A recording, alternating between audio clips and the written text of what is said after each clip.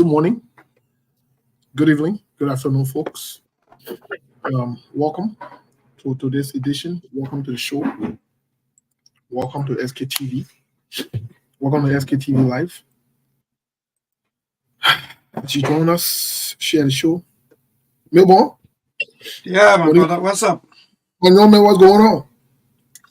Well, my brother, nothing much. I thank God for life, and I'm moving very, very strong. Except you, I don't know what's going on. You look, I don't know. I don't want to use the word. Maybe some beautiful ladies out there who want to be all in my You inbox asking the me, please you send me Steve the number. no, no, no, no, no, on that level. Leave that other stuff. Yeah, don't put me in the no. Leave that other level. You beautiful lady conversation. We'll be born to pass that stage now. We'll go for the funny thing. We'll go for funny level, then we'll be born now. I bet people you can put yourself funny thing there. But maybe what's up? I mean, let me greet our people first. Happy new week. A lot of things happening.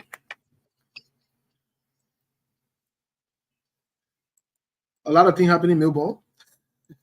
Yeah, well, my brother, a lot of things happen just to impress. A lot of things happening. Today, that's why we say we are having all things under consideration. Tomorrow, we have as our guest, Massa Washington, former TRC commissioner. We'll be talking about the World Economic Crimes Court and the newly appointed, I don't know what he thought. What I got that doing? Councilor Masakwe? No, what he tattoo? What he tattoo? Oh, okay. He's the chair for the War Crime Court Office. Okay, office of the War Crime Court office. The chair with there. Yeah, but Mr. Coleman, how are you? Sekou Coleman, can you hear us? The man looking at Canada Beach. What kind of Wahara it is again? Sekou. I mean, we can hear you back. Sekou internet is like Sekou is. Yeah, Sekou, yeah. Sekou, go ahead and come back in, please. Your internet not working. Sekou, are you there? Sekou, my man, don't give a hard time back. Folks, let's share the show, please. Sekou will be joining us. Melbourne, as always. Today is Monday, the 24th of June, 2024. The time here is 11:18 a.m. in Phoenix, Arizona. Folks, let's share the show.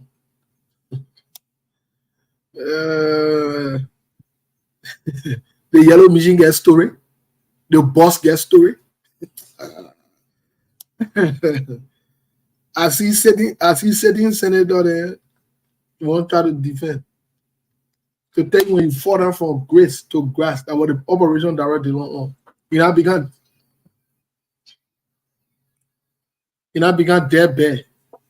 He made defender now. He ain't defend you. You explain time, no evidence. Senator Darrell, they ain't passing around defending Yellow Machine and Lala. 2026 coming here, you know. We not get a problem. We're waiting for 2026. Yeah? Waiting for you in 2026. We'll ball up. Yeah. So please let's share the show to all of you there. Yeah. Senator Defender, yeah. Sekou Komado, the Yellow Machine you get. Yellow Machine story not clear. No, wait. Don't bring other toy, baby. Don't bring noise here. As far as we are concerned, Sekou Kroma dressed to impress. So when you are impressing, you always know how to impress. I beg you. Please talk to people. But anyway, you give us update. What's going on in the country? Okay, update. Let's start with Sekou. Sekou, what's going on at that side of the country, please? Everything's okay here in the southeast. Most especially Grand Juliet well and base. I'm still anticipating to start giving information on the workings of the government here. There's no information in terms of developmental project going on.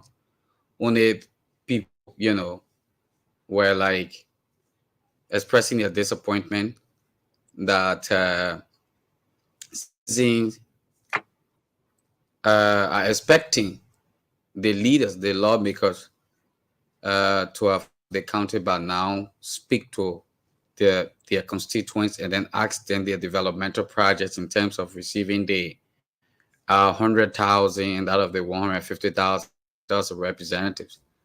But up to now, none have come. Information that some of them have traveled to the U.S. in presence of Zoe Manuel Peno and Jacob DB from Basel, and the others are yet to come. Looking at the time we have, we've already in the 6 months of the year. So if you got 100,000 to be able to use for a project, you don't really have to go into the next year if that money is available. So they are asking that their lawmaker come to the county and sit down with them like others are doing in various constitutional district. Yeah, that's one of the disappointment they're raising up to now. They have not come back, and some of them, since they got elected, to come back and just sit with the people, they are not doing it. So that's another disappointment they are expressing. The working of the superintendent, there was money the superintendent met in their account from the past leadership. But now, projects of implementation be going on. But unfortunately, I think he's busy doing other things in Monrovia. So the people need to see what they are doing, so that they will take the seat as superintendent development, superintendent of, development officer and finance officer of the county. They want to see some happenings and to see if the 200,000 are supposed to be given to county every year for county development projects into the county development funds has been released, so workings will start going on. So there are a lot of people are expecting right now. The only thing people talk about was, oh yeah, the road, they finished greater the road. Thank God, thank for the United government. But there are more to do. So that's all for now. No bad news yet in the county. When new information will tell you. The only thing I got by the ELBC correspondent, he was on the radio. He made out to understand that the correctional palace, the fence, one of the fence wall got broken. We are yet to know whether there were inmates, escape from that particular place, but the wall got broken, and they will give a lot of work to the prison officer to keep more alike security, because one side of the wall got broken. I don't know whether they've done the rehabilitation. Maybe during the program, people will call to let us know. So far, so good. I mean, that's what coming from this side for now.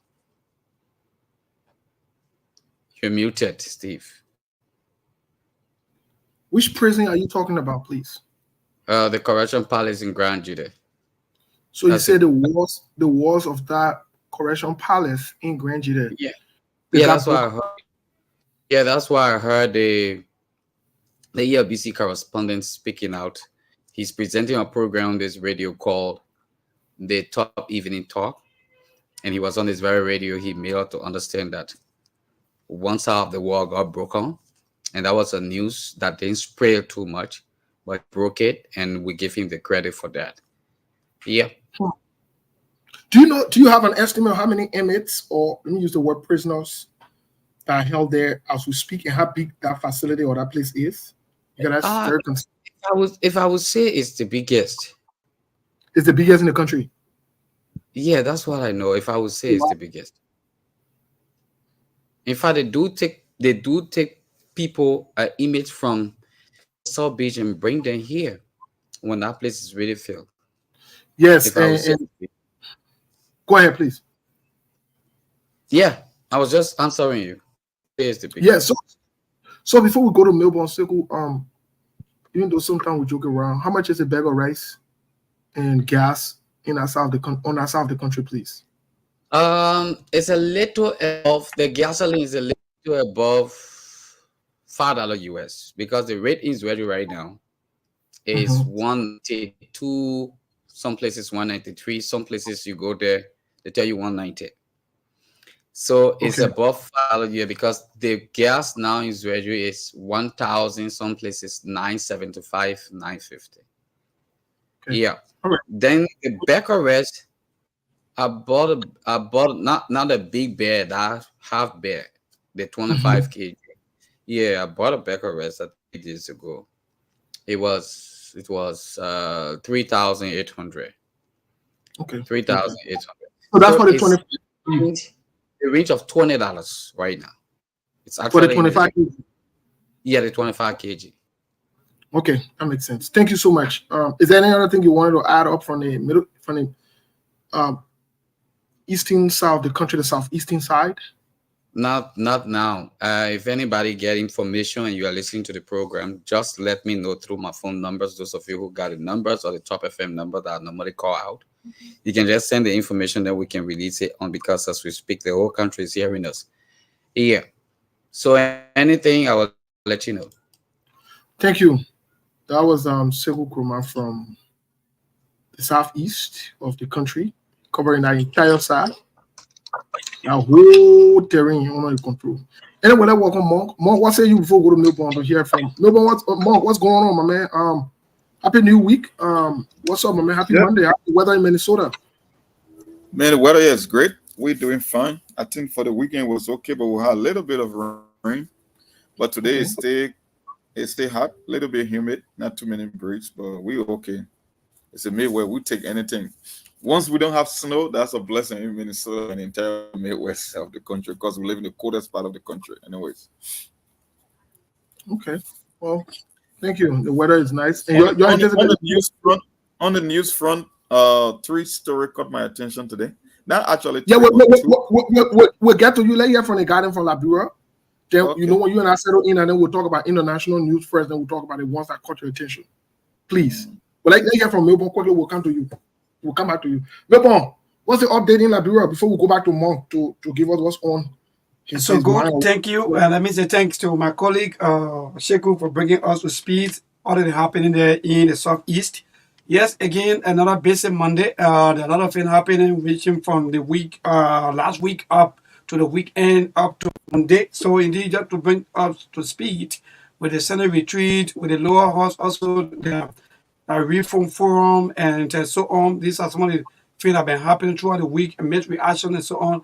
But before the weekend, yes, indeed, we bumped into the news of the 2 buses that arrived from Ghana, according to the NTA, that indeed 2 buses are on test, and they arrived from Ghana.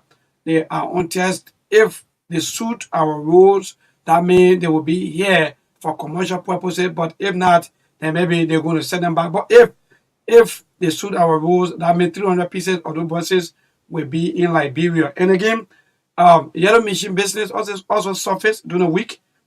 We saw a lot of government officials posting, even though some of them were like throwing jobs or throwing trucks, they were not coming in as of maybe government official to come in and say, okay, yes, this is true that we have this amount of equipments that are on ground, but we just in the airspace that indeed some yellow machines arrived at the Freeport, and there was some mixed reaction also to that. Up to date, we are still moving on. So quickly before we close, the yellow machine issue also surfaced again on last evening, where there was some research that had been done, and we did follow the Ghanaian media also, where they were talking about these 2 yellow machines that were sent to Liberia, as to which arrangements and how those buses came to Liberia. So there were some mixed reactions also from the people there in Ghana.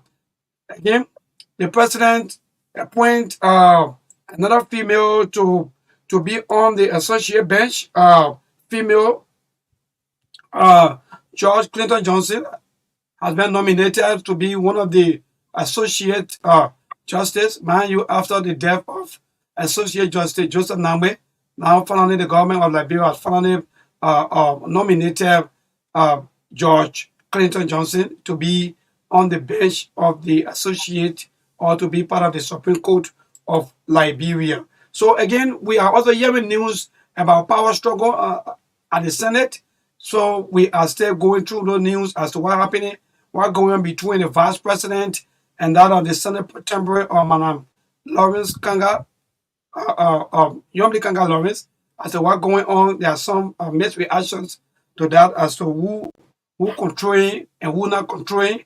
But again, there are some mixed reactions in the capital city, especially when it comes to the yellow machines and the two buses Wahala in Liberia.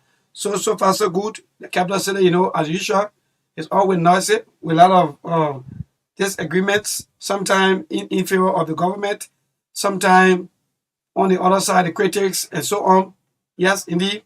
So these are some of the major happenings back home in the capital city or Liberia. Thank you so much, Milborn. Thanks for the update. Something that you didn't add there, but we're bringing other news. The lawmaker in Safun, 775,000 United States dollars. We'll talk about that one. They say they print ID. We tell you, I said that's no criminal in your getting that. But we're getting to the other part. Then when you talk, they say you can say the person that criminal. Okay, no problem. We're getting other news. Well, Mark, let's come back to you. What's going on from an international standpoint? What caught your attention first before we come to our local politics, Mark? What say you from an international? Not too many stuff going on the international front. People just anticipating the next debate. Right. I think we're slated for the first debate, post-debate. Or the first debate in the US. And 22 people died today in the lithium battery factory in South Korea today. Like we keep telling people, South Korea is a high-tech kind of a country. So the number one thing that the high-tech computer, cell phone, most of them uses lithium battery. Because lithium, the advantage about lithium is it can hold tremendous amount of power in a very limited space. So if you cannot control it, the moment things go out of control, it will kill people because it's very powerful. That's why people like lithium battery. It runs for a longer time. It can hold more storage capacity than any other battery. And in the Middle East, Israeli forces are emerging on the Lebanese border with Hezbollah, and Iran is threatening that they might likely join a war. I keep telling people we are in an election year, so there will be a lot of activity going around the world just to influence the politics in America. We all know that. So there are some hot spots. Even I saw the former Russian Prime Minister Medvedev threatening that he's going to bring America to arches if all certain weapons are given to Ukraine, because there was a weapon that hit a Ukrainian city a Russian city yesterday. So they were saying that it's going to be the red line, the same for America. If things go out of control, it will lead to a global war between the US and the former Soviet Union. So that's the only three news that caught my attention on the international stage. And on the domestic stage, the power struggle from the Senate, like Milborn suggested. And I think you sent me an article about a pressure group telling Yomli Kanga to remit the funds, even though she said it was part of the budget. And they are saying that she should remit those funds because it's kind of a sketchy as to what it was intended for, why it was procured for. And then the Ghana story about those buses, I did some deep dive and I got lots of information. How it was a UN-based project, what happened in Ghana. Technically, they just sent a bunch of trash to Liberia. That's why they say they are testing the raw water there, but that's a lie. More, I beg you, don't project here because we take our own time to get into it. Yes. Folks, please share the show. Let me tell you something. Well, I know the government, everybody watching, the senator, and everybody monitoring, that's good. But the show will be hot today, just so you know. Yeah. We're not leaving no prisoner. We'll bring everything to the table. And you won't lie. We ourselves, when you lie one time, we told you on the show that when you lie one time as a government, we'll go and make sure we dig behind it. In fact, in other news, from what we are hearing, SKTV cannot independently confirm this. From what we are hearing, the yellow machines that came, it is now for the Liberian government. So Beer Mountain, that's what I heard. That Beer Mountain get it.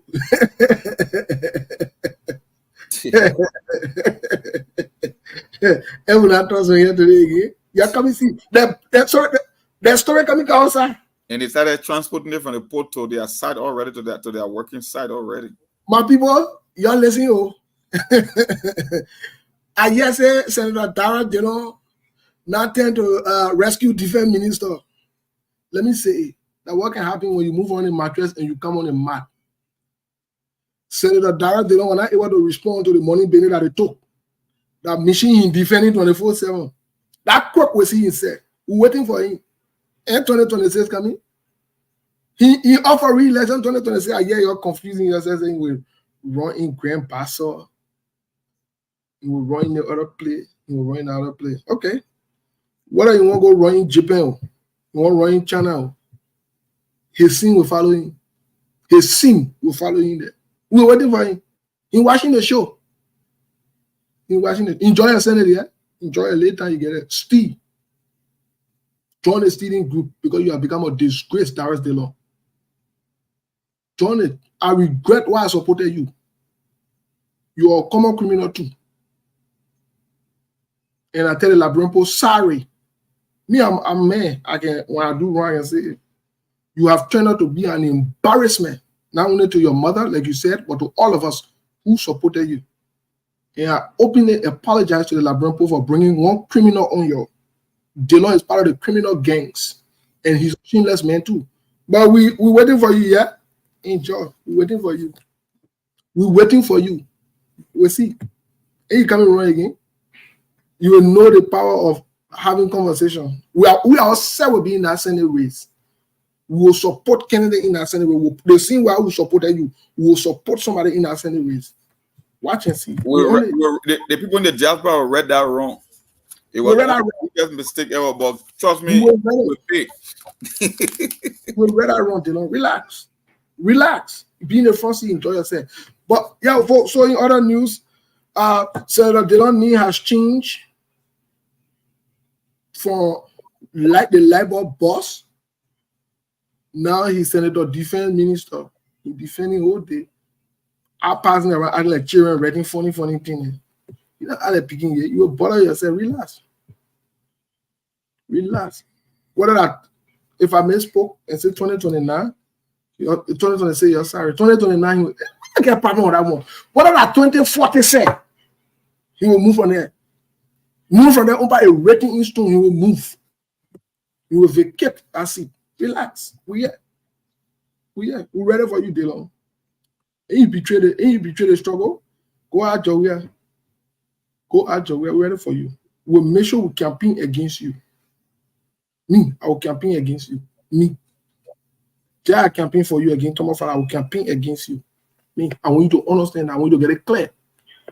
And the diaspora will campaign against you too. Watch and see. Just while waiting for you. But folks, I know Sekou Kane will join us later. Do you guys remember? But Steve, where DeLong get to lose, even if they don't become senator after spending 9 years, where DeLong get to lose? Oh, he got plenty to lose. He was saying that he was not thinking about all the things. No, he got plenty to lose. So what you get to do? No, he got plenty to lose. One of the major things he got to lose is this. One of the major things he got to lose is this. He's not an old man. He's a younger guy. He will be 60 or less than 60 when he's out of the seat. So that also, or a little over 60. Let's just put it that way. He still got life in front of him. How much money he will still to be able to manage himself or to do whatever. And one thing I know about Liberian governance is this. My man, once you're not in power, you're dead bad. Nobody looking at you again. You're not important. You're not important. You might get a name like you form on this, form on that. You're nothing, you're nobody. And so we'll see how we'll see. Even your body when you're still way, they will look at you now. You be laughing. I think Sekou raised a very good, a legitimate question on the consent. It's one of the reasons I found the term limit in Liberia. Because the term limit alone does not put pressure on lawmakers to even deliver. If you look at their compensation and the length of time they spend in office, you know, in the US, our lawmakers here in the House, only 2 years they are given. The president got 4, the senators got 6 because for the Senate, they represent the entire state, so they don't want to be having re-election over and over. So the most you would get as a senator is 6 in the US, but as a lawmaker, representative, you only got 2. That way, it keep you on your feet to keep delivering. You know, it put extra pressure on you. But in the case of Liberia, you're talking about close to a decade. If you would kick the guy out after a decade, there is nothing much to lose because the length of time is so long. That's why you need a referendum or constitutional reform. Because if I'm going to spend 9 years, my brother, I could care less whether you take me out. 9 years is no small time. It's almost a decade. True. But let's be honest. Let's be honest, though. The lifestyle in Liberia is costly. It's costly. the lifestyle in Labrador is very, very costly. And so, even if you were to steal, you still got to sustain. You might hear the money new 1 million or whatever it is, or whatever. How long would that be? How long would that be for?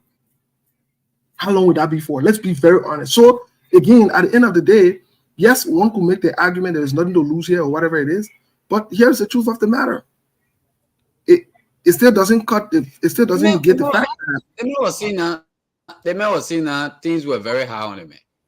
Right. DeLong in your life, they'd be very in DeLong real life.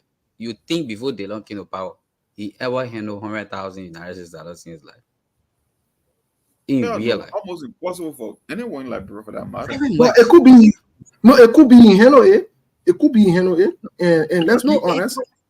And the reason why I say it could be in Hanoi, let me tell you something.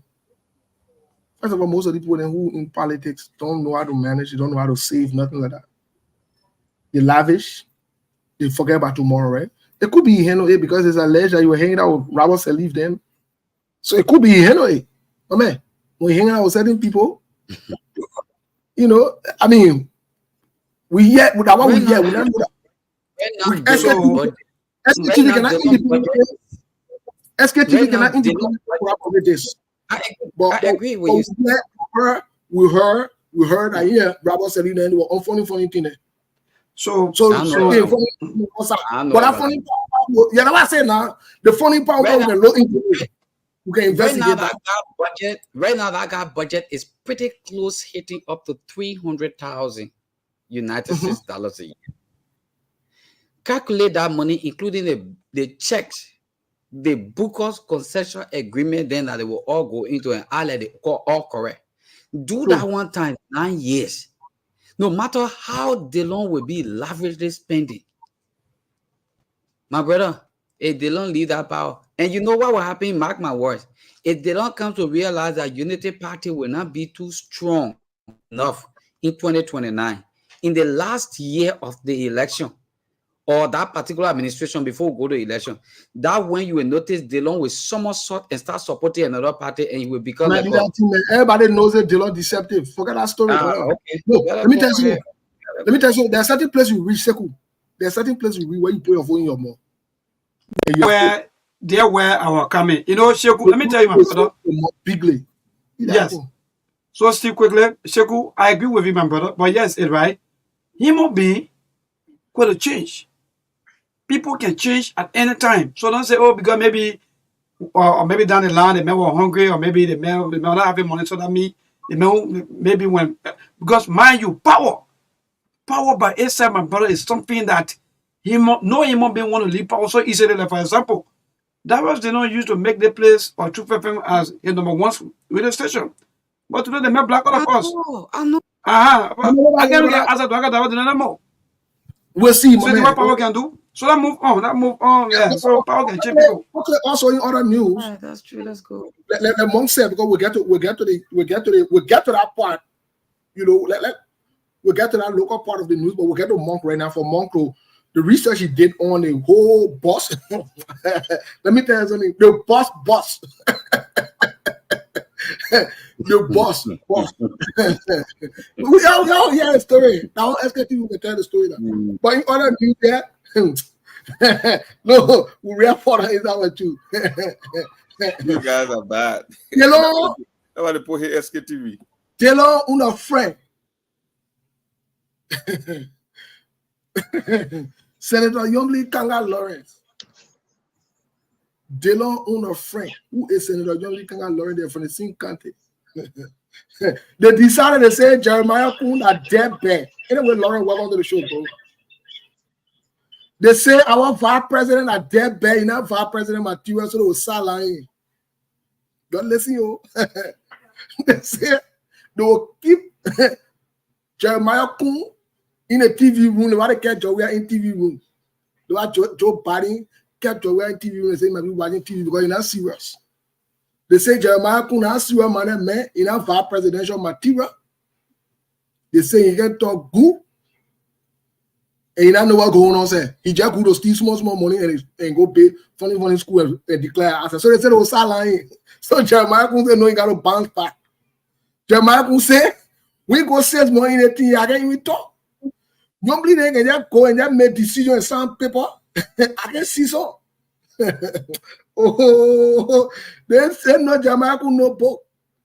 Jeremiah Kun say, that funny level they want dealing on is with them. No, let me tell you something. They think I'm serious. Jeremiah Kun say you got to put it on record first. That they misbehaving. So from the record, credit to them, they share the letter. They share the letter with the public. The article, the title is "Power Struggle at Senate." So first of all, before I read Jeremiah Kun letter he wrote to them, Jeremiah Kun exposed Joseph Boakai as vice president. Yeah, that was it. Is a liar. He was never a bad guy. So you go check. You see, the Baptist pastor bishop, is he watching the show now? I need to get signal because the one who then gave Joseph Boakai Deacon title, and then I want to talk to quick. So I feel so, but someone just posted that the parents say Bay Mountain yellow machines are not. I mean, the Bay Mountain will get to that one. Let's talk about the pastor, bishop. The bishop was yes, they're watching. They are following, my brother. People know they are following. The whosoever, all of them, they are following. Thank you for affirming and confirming. Bishop, as you are following the show, they say your deacon, where you get your certain deacon currently is a liar from hell. You know the Bible says liars will not go to heaven, right? So that means when you see Joseph Boakai in heaven, don't get there. That's what the Bible says. But when I get to the issue, I'll be there. Are you part that one yellow machine you rather go there? I'll be there. With this part, I won't get there. Once you in heaven, don't go. But when I get to that, let's get to the show. That's what Jeremiah Kun wrote. Quote, Mr. Secretary, as you are aware,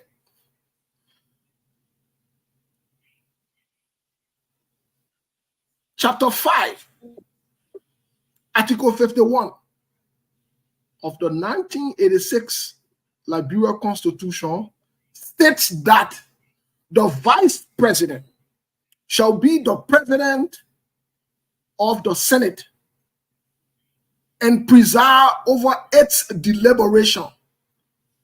I mean, hold it there for. So when you see Yomdi Kanga saying that, oh, they're talking that you speak on behalf of the Senate, you say Yomdi Kanga might go say that somewhere. She lied on her position. She don't need to be talking funny thing. But let's move on. That constitution, the Mercoding, yeah. Let's move on. The Mercoding constitution here. He says the Vice President shall preside over its deliberation. This provision is also supported by Rule 13 of the Senate Standing Rules. Against this backdrop, now he quote the Senate Standing Rules. He quote that one. The senator then the standing rule there. I know they keep it in there. We'll still find our standing rule now. And all the senators then who were meaning but who still can take money on a cover. Send me that Senate standing rule here. Please send it to me. If you get it, send it to me. Yeah, send it to me on Facebook through Moses, or some of you got my number. Just, I can call my number on the show here for security reason. But let's move on. This provision is also supported by Rule 13 of the Senate Standing Rules. Against this backdrop, you are currently requested to submit all matters on the President's desk and the daily agenda of the Senate for approval by the Honorable Vice President before the session. You're listening, oh. The yellow machine was Delon defending. They won't close Jeremiah Kun. Jeremiah Kun said, I scam. I need to know what is going on. Jeremiah Kun said, I need to know what is going on. Let's read the last part. Mr. Canelo, soon talk about putting on the man desk. That show off. Yeah. We'll put it on your desk later. Welcome to the show. Remember, my brother. Okay. And I support him. Nima Solidarity? Exactly. Okay. No problem. So, folks, Sekukana is supporting your brother from Nima County, Jeremiah Kun, on this particular issue. But let me read the last part quickly so we can get into it. This is necessary to ensure that the Honorable Vice President fully discharges his constitutional duties as required by the law. The letter was, you know what? Let Jeremiah Kumeye, you wanted a boom problem on our birthday. Mom, can you imagine the man sent a letter on June 11 on our birthday? Yeah. Seku make sense. I said now support Jeremiah Kum. The one looking at Jeremiah Kum. The lawyer will be on his side. But anyway, folks, I just want to ask for quick reaction before we go to Monk, so Monk can update us on that whole buses issue. And I'm sure maybe Seku got something else to add on other things. Today we are having everything. We're taking everything into consideration. Like I said, tomorrow we have Massa Washington as our guest. We'll be talking War and Economic Crimes Code. So we're talking BP to them tomorrow. So please be ready. But Lawrence, the Vice President read letter. He said Joseph Boaga said he wanna pack a law. Vice President get duty. Vice President gets something they can do. And Yomli kind of Lauren and trying to packing as a car and overshadowing, and he not let that. He not on that level. So they might put themselves together. They might bring all the documents and let him look at it back vis-a-vis before they even talk anything outside there. You might look at it. What you say quickly, Lawrence? Let hear from you quick. We move quick. You know, Steve. We told people. People say something all around here. We told them say the whole thing we're looking at. There are few people running the country. They said a lot, but now they see the father said they hearing it. Even up to present now, if you open Formula, somebody will debunk that statement. Seriously, I tell you, Steve, the people believe. But we we're looking at it. We can't move forward. They play our play. They play our play, Steve. That leader. Melbourne, let hear from you quickly. Quick reaction, my man. What you think? The Vice President said they won't keep him as a packer, and he's not on that level. He's not Joseph Boaga. He ain't Joseph Boaga not on that top. So the Vice President should stand by for the rescue people, because mind you, the Vice President here from another party, and the rescue people, the rescue children, right? You know how they can react. So yeah. I think the Vice President should be able to work along with the rescue mother or the party rescue mother, the Kanga Lawrence, that was Prince Mui. I think that's the only way that you will comfortably enjoy his vice presidency or something. But other than that, for me, I can see tension coming between he and the other group of people. Because president. Okay. But I'm telling you, we're moving up the line. Second command, what you say? Let kind of BB conversation there. Vice President saying Senator then misbehaving. Right. You see that what's going on? Apparently, the Vice President. Yeah, I'm here. I hope you hearing me. Yeah, we hear you. Good, thank you. The Vice President felt that he's being ignored in that particular place. And because of that, he needs to take his stand. Now, article, let me see whether I can quickly punch this. So we can look at it quickly. I hope it will give me the time to do so. Now, Article 47 of our Liberian Constitution says, the Senate shall elect once every 6 years a president pro tempore who shall preside in the absence of the president of the Senate. And such other officers, let's leave the such other officers who shall preside. Let's hold it right there. This tells you that the only time pro tempore goes to that particular seat or sit in that chair, that would be in the absence of the vice president.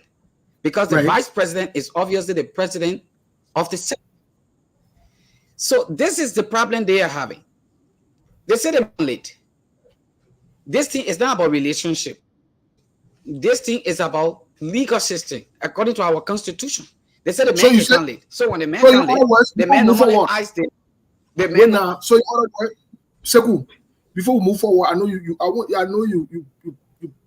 I see how you deliberate. You go constitution. I listen to you. Before we move forward, you are simply saying normally the power agree. Because other people, when you singing constitutionally, normally the power agree. what you saying? Wait now. Just say Yombly that power grid. What I notice here is Yombly has a political intention to become president 2029. They see vice president also have an intention for 2029. So what I see is there is a possibility that Unity Party is trying through Yombly Kanga to set the vice president in such a way that his power will not be exercised in the Senate. That's how I see it. Okay. And the vice president comes to realize that nobody can play with me at this time. But when did he even understand or came to realize that his power is being tripled on?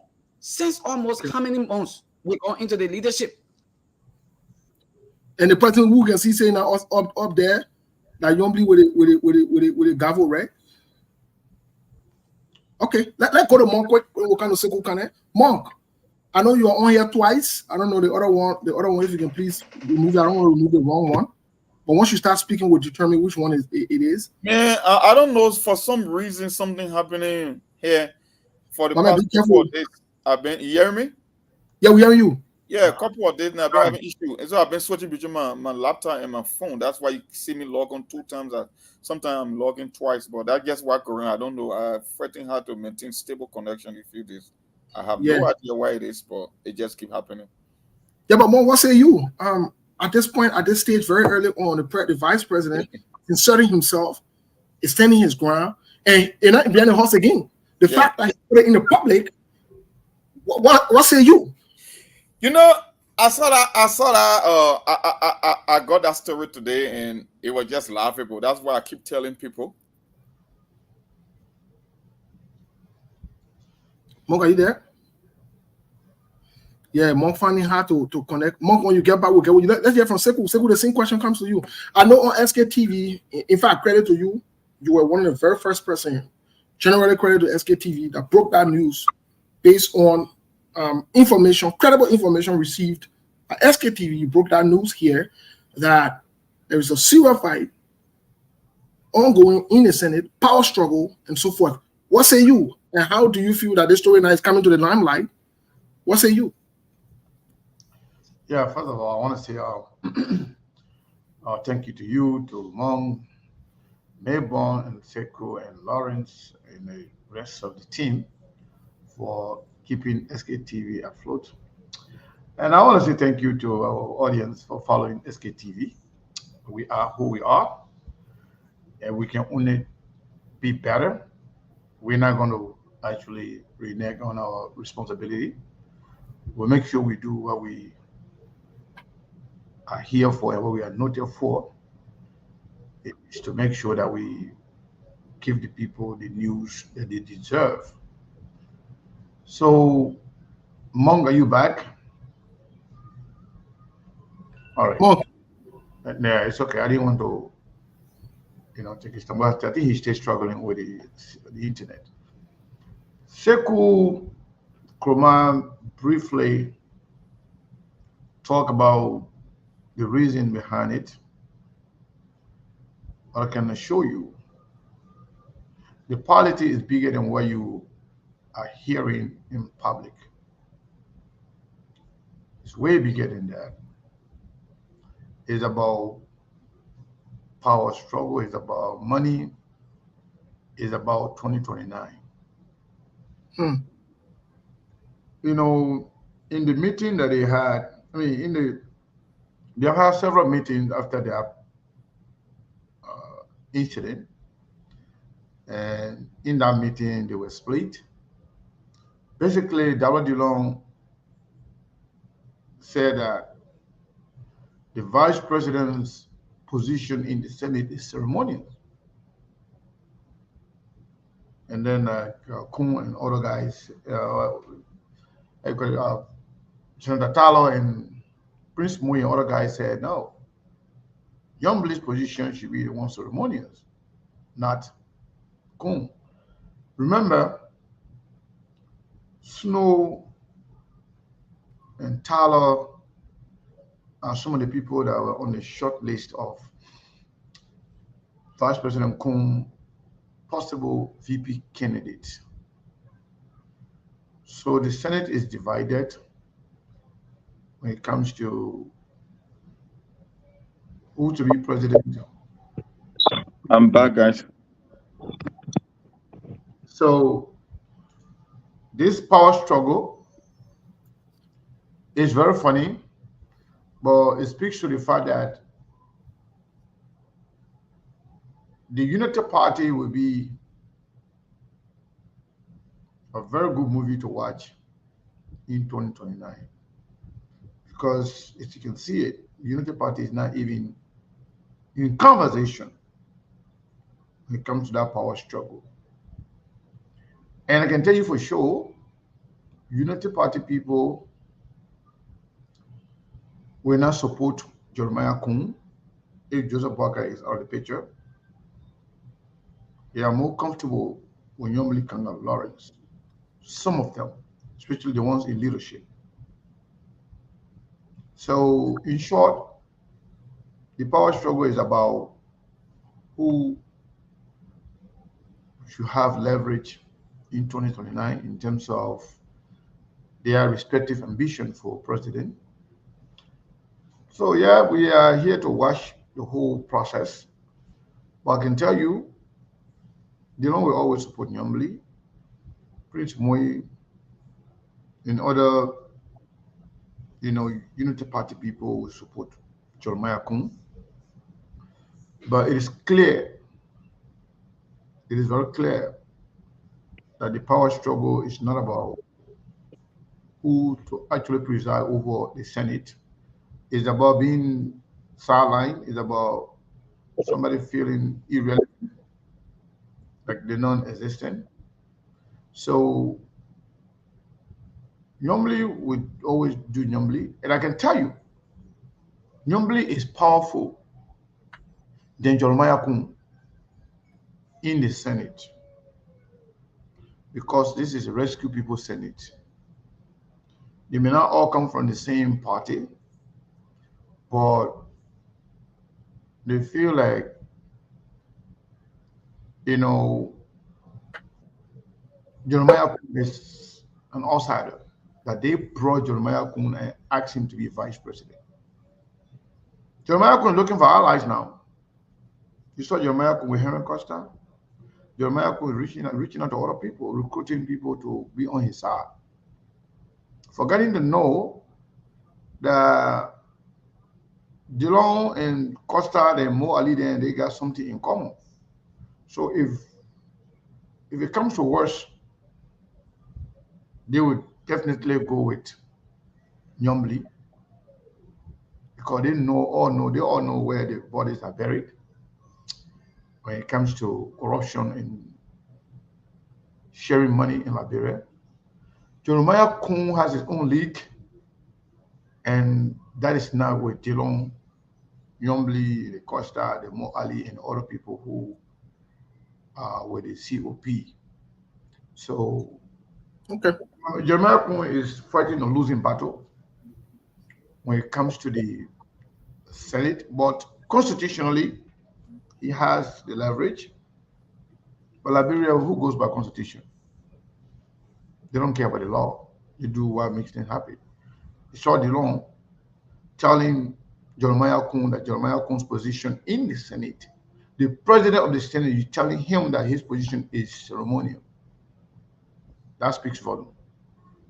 Okay. Thank you. Thank you, Mr. Kane. Monk, let's come to you. Let's address that question and we'll get straight to the bossing before we get back to Sekou for any update on what's going on. Monk, are you there? Yeah, I'm here. Yeah, what say you about this whole thing that have come to the limelight? Before it was behind the horse, they were still talking in the throats and in corners, but now they brought it to the vice president, brought it to the public now. So that public issue that we're discussing now.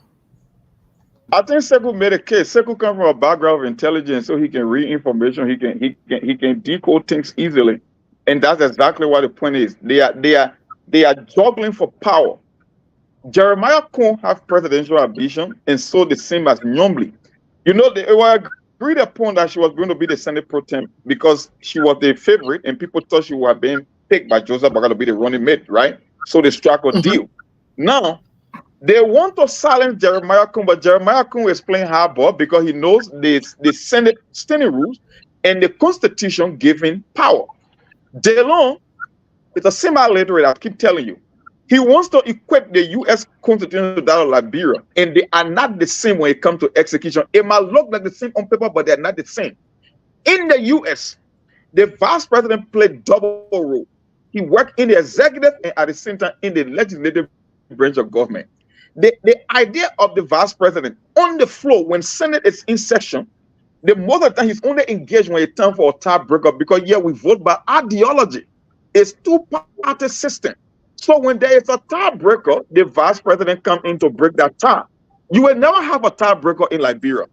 And the idea of the vice president in the Senate is to push the president's agenda when it comes to legislation. In the case of Liberia, they want to equate it to that of the U.S. So Jeremiah can say, hell no, they're not the U.S. In Liberia, I am given the power when it comes to the Senate rule in the Constitution. So if other vice presidents give an excuse that they were packed, I will not be packed, and I don't intend to be packed because the Constitution gives me leverage over the protest.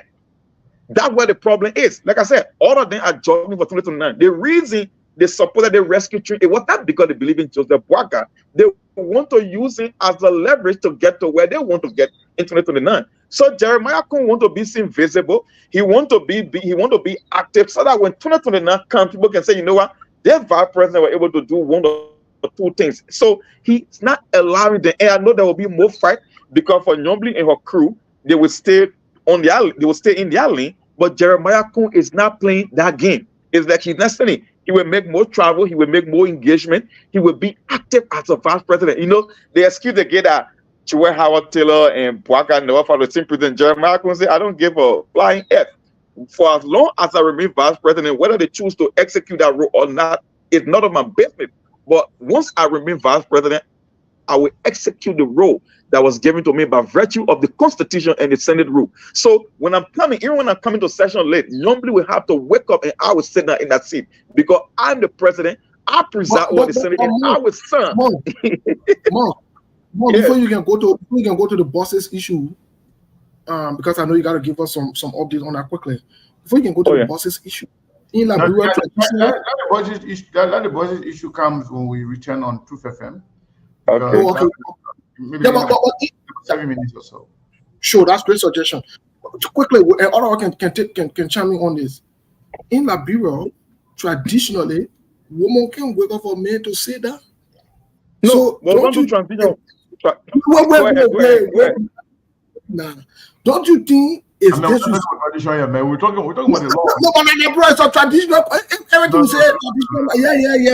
Yeah. And when we say we want to hold the president accountable to say, oh, the men are old man, and you can't do them what you can. So what is Jeremiah Kun traditionally trying to tell a woman to wake up for him to sit down? Mom, what say you?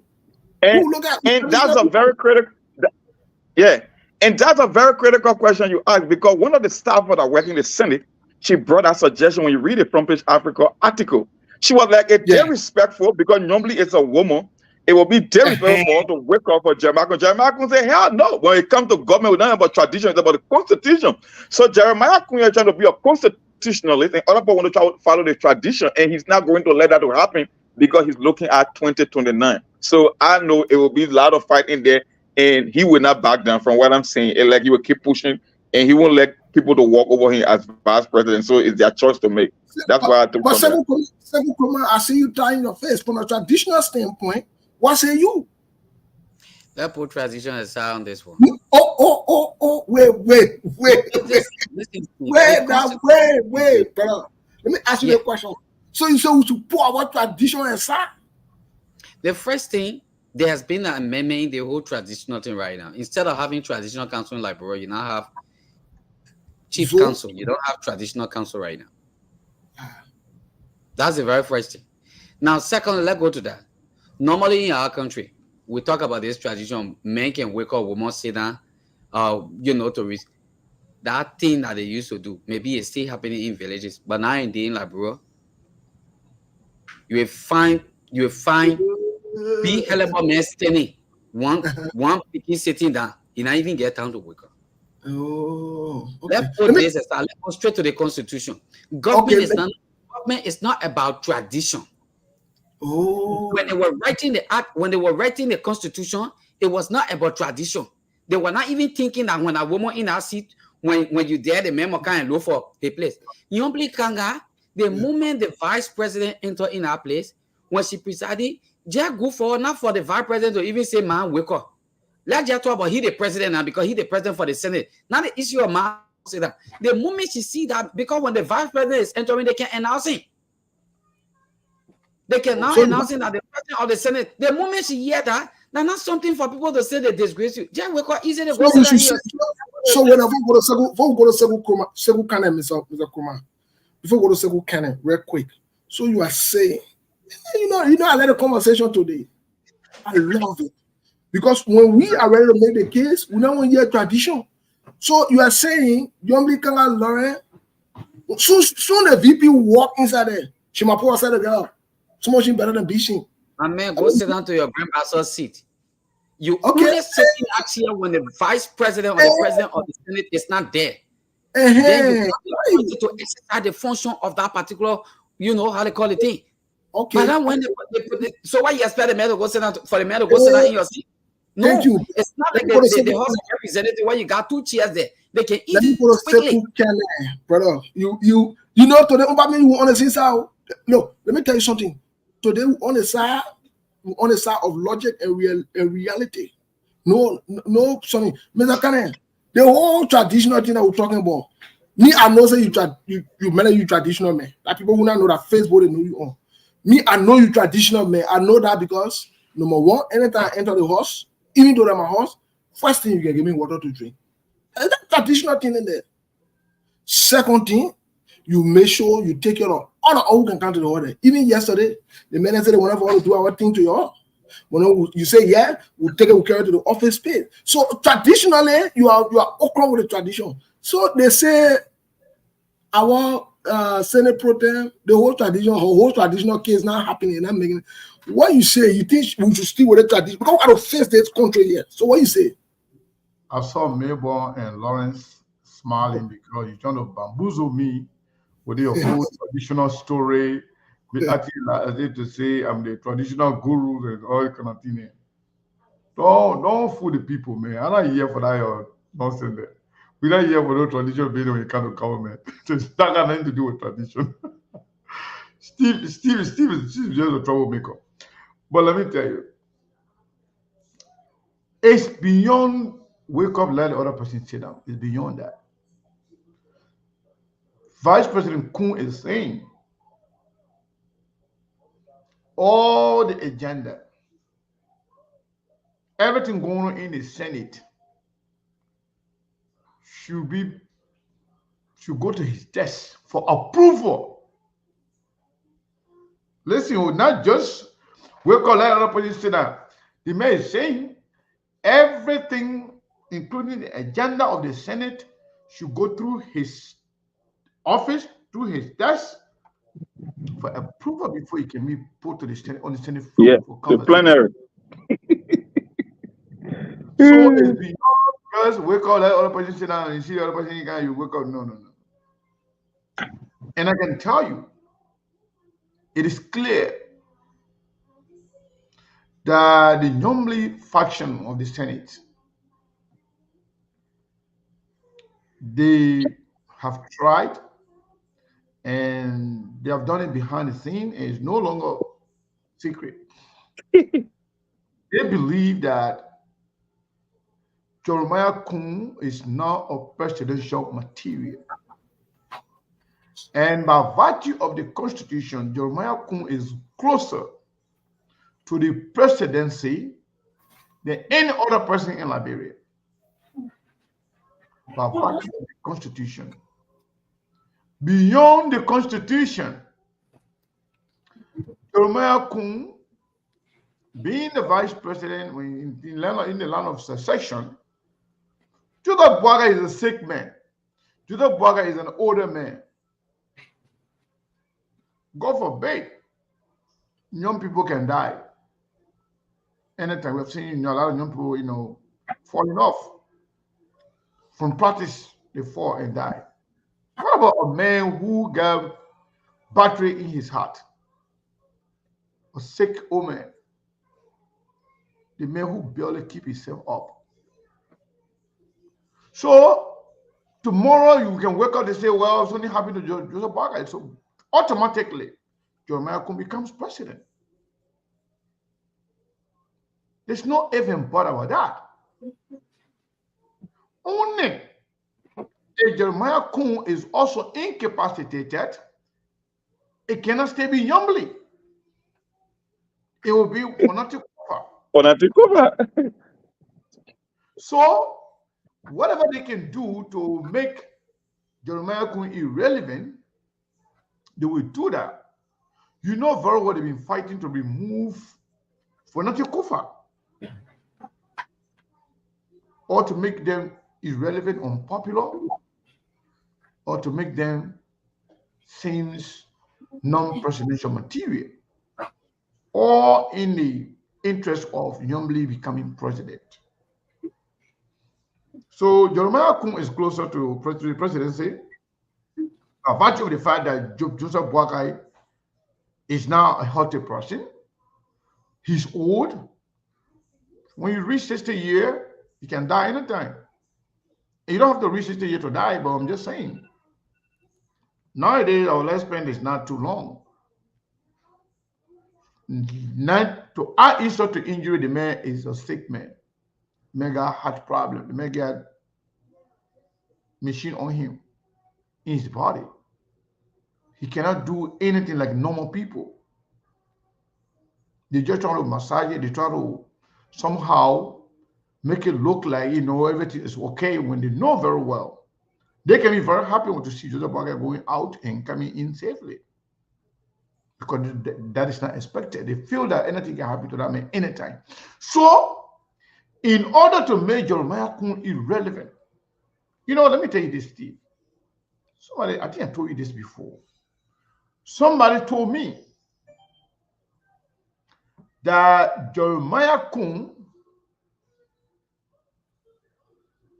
will potentially become president before 2029. And when it happens, not only that he will finish the tenure of Joseph Nyeama Boakai,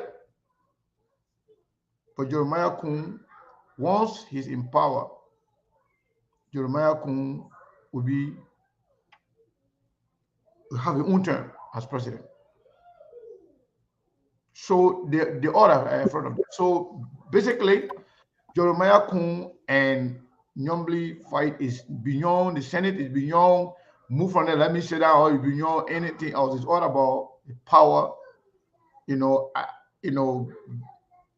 2029 and beyond. Thank you, Mr. Kane. Mark, quickly, let's get some of the update from our bosses. Our refurbished. For those of you who don't know what a refurbished mean, now all thing in the put together. Now all thing put together the weapon. They get cleaning fine, but our old thing. Well, let's go to our refurbished bosses. What you heard about the bosses? What's going on? Based on the research that when you were all the way in Ghana a few hours ago and you came back, what's going on? What did you? I was getting, we did in South Korea. We took a private jet, went to South Korea. That the same way the only bosses issue. You know, in 2016, honor of John Mahama presidency, right? One of the things that Ghana is faced with, because a lot of people moving from Ghana and from the Western world, they are moving there permanently. So Ghana, when the World Bank in partnership with the Ghanaian government came with something they call the social intervention program to ease traffic congestion in Accra.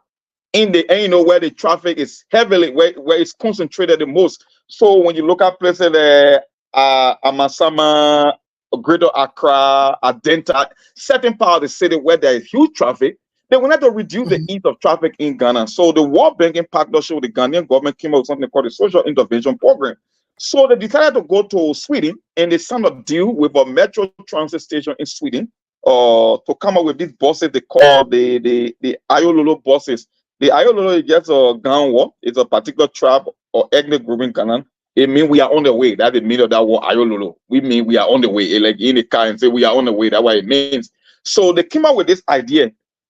And the idea was to be a pilot program just to test it, right? To see if it was going to work in Ghana because they adapted the idea from London. But one mistake they made in the social intervention program was they never calculated the fact that in the Western world, we got special lanes that are created on the freeway for buses only and bicycles. So they thought it was going to work in Ghana. But when they brought up buses, the intent was to bring only 80 buses to try in specific locations in Accra to ease the traffic congestion. But the first thing they ran into, you know what they ran into? Maintenance, parts, and repair. Because the manufacturer they were dealing with of those buses, they don't have too many parts. They're not into the part business. So it became more expensive to do the maintenance and the repair. So as a result of that, the entire experiment, it didn't materialize. From 2016, that's when it started. It never materialized. So the transport minister, they call him one Kweku Ofori Asama. He wanted to send the buses to the local government. The local government said, "Are you serious? If you brought buses from Sweden, and no buses, they are highly sophisticated buses. They come with a phone charger. They come with sophisticated cameras. They come with television, mobile charging station, everything in the buses." So the people in the local, at the local government level say, if you cannot maintain those kind of buses in Accra, what make you think we that in the rural part of the country will be able to maintain those buses? Matter of fact, you can't even provide parts for them. You cannot even maintain it. And you in the biggest city and one of the most expensive cities in the world, if you cannot maintain it, then we cannot maintain it. So they knew that the program was a failure. But guess what? There was a politics to the whole bus issue. Certain people in Mahama government, rather than importing only 80 of the buses to try the pilot program to see if it worked, you know what they did? They put in 4 times more the order. They imported more than 345 of those buses. So when they imported the 345 buses, they have more buses than they could contain. Matter of fact, the entire program failed. They couldn't maintain it. They were getting older, no parts for them. They are scrapped.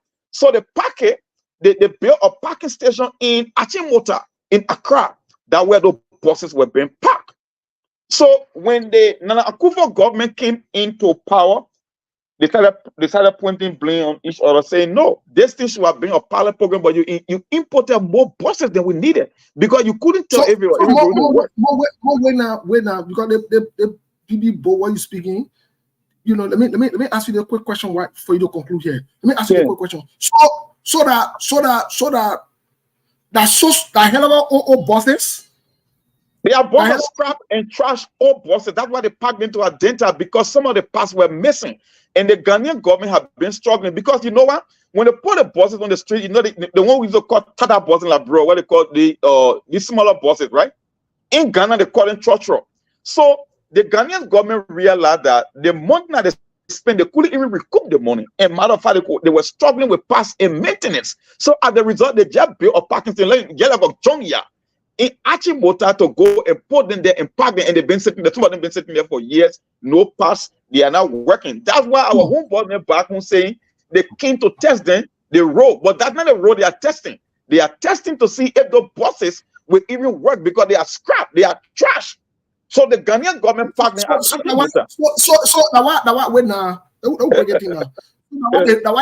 had to drive the bus from Ghana. They passed through Aricos.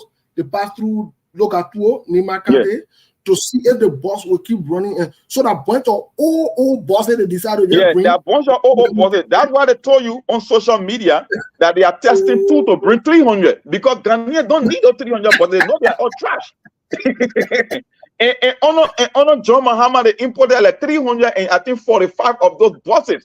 So our homeboy brought 2 to test, and then after testing to bring the remaining trash to Liberia. That's why they told you 300 will be on the way, but they're testing 2. So at the end of the day, the Nana Akufo government accused the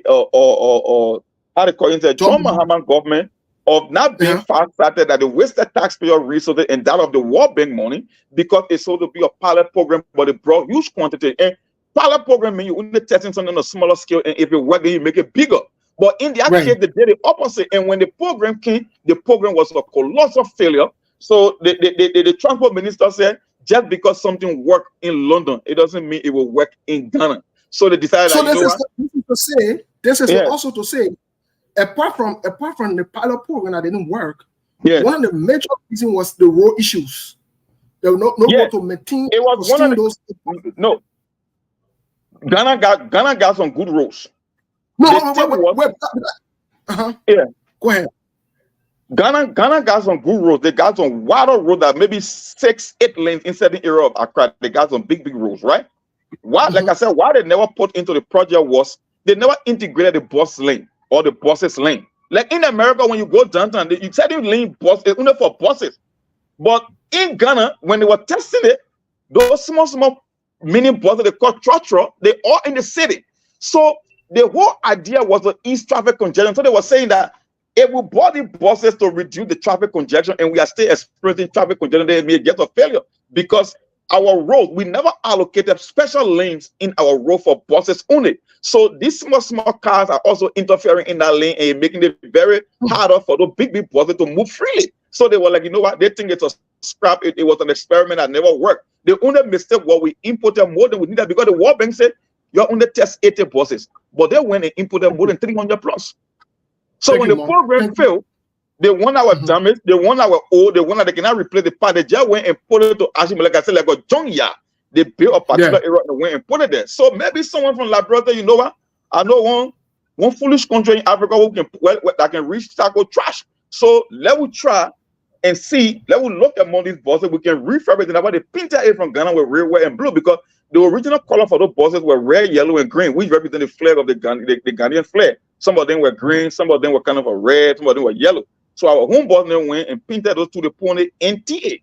That's why when you watch the video that Sekou shared, the guy said, I don't know if there's anything in Ghana they call NTA. I know we got Ayo Lolo. So where NTA is coming from, because our home boss then, maybe they got us a mechanic, they got a bunch of criminals in Labrador that were thinking ahead of time and thought, what, St. Ghanaians got a bunch of trash.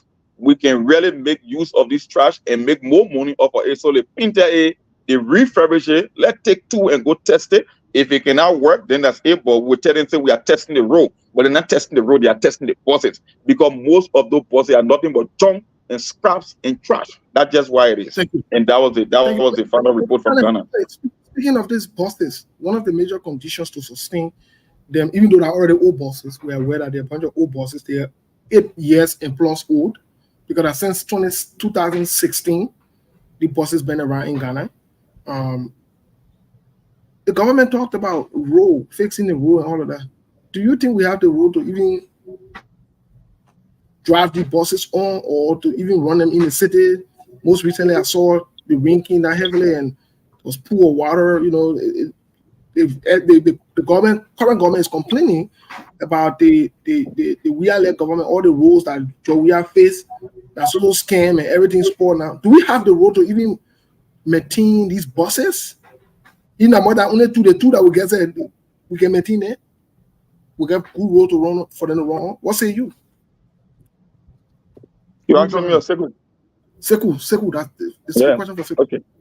Okay. First of all, Mo was right. This thing was undertaken by the World Bank, and they spent up to $95 million. And Liberian people are just deceptive, especially Joseph Boakai and his people. And they got some Amsterdam and low-thinking people that actually believe in everything they say. And they will try to market to the people. They'll try to market that to the people. But we know they are lying. I was reading something. The Liberian government is telling people that President Boakai received 2 sample buses from a Brazilian manufacturer company. Brazil? And no brother from Sweden. Brazilian manufacturing company? These people, they traffic in lies. They live in lies. They sleep in it. They wake up in it. Everything about them is based on deception and falsehood. Steve, speaking of roads, constitutionally, Liberian government is not supposed to buy anything used. That's the reason why Liberian government can buy up to $80,000 car if you give it to their lawmakers. If you want to buy anything that is not new, government will not buy it. They will procure the money, give you the money, you will go and buy whatever you want to buy. But the Liberian government will always buy brand new stuff. That's the law. Joseph Boakai is violating the Liberian Constitution again.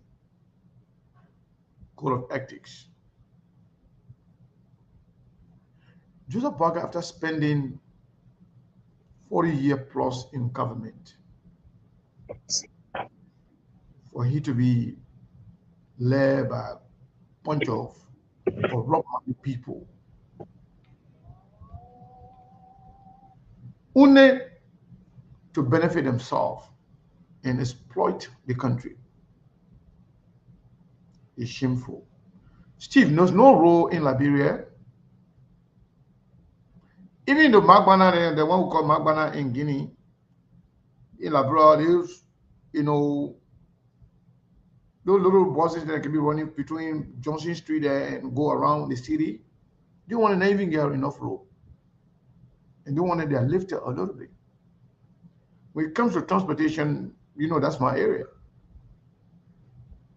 I worked with Transport Union for years.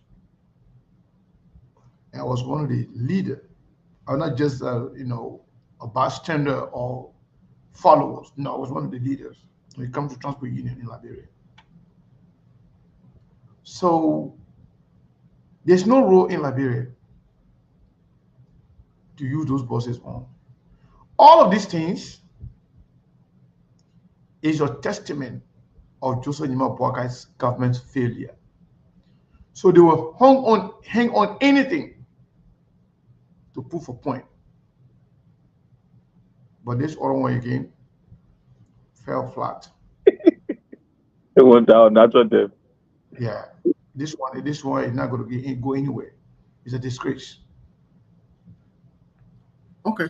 Well, one thing I wanted to say quickly is before we get into the machine or whatever it is, one thing I wanted to say quickly is, first of all, it's disrespectful, dishonoring, and disrespecting to the Liberian people at large. That they will go, even if they wanted to do something like this, they will go get a bunch of old 8-year-old bosses, but you take those senators and those lawmakers that dubiously, criminally put money in land budget, we talking land budget, we talking bunch of foolishness, all they do steal. You put money in and you buy them new cars. After every 3 years, you buy them brand new car that cost 40,000 a piece. But the Liberian people, the people who you come to serve, will take old bosses and bring them and say you're trying to try them or whatever it is. It's disrespectful. I will be honest, it is disrespectful. It's disrespectful. You can't treat your own people like that. But hey, we'll listen to the Liberian people when they call to hear what they got to say. So here's a question I want to ask.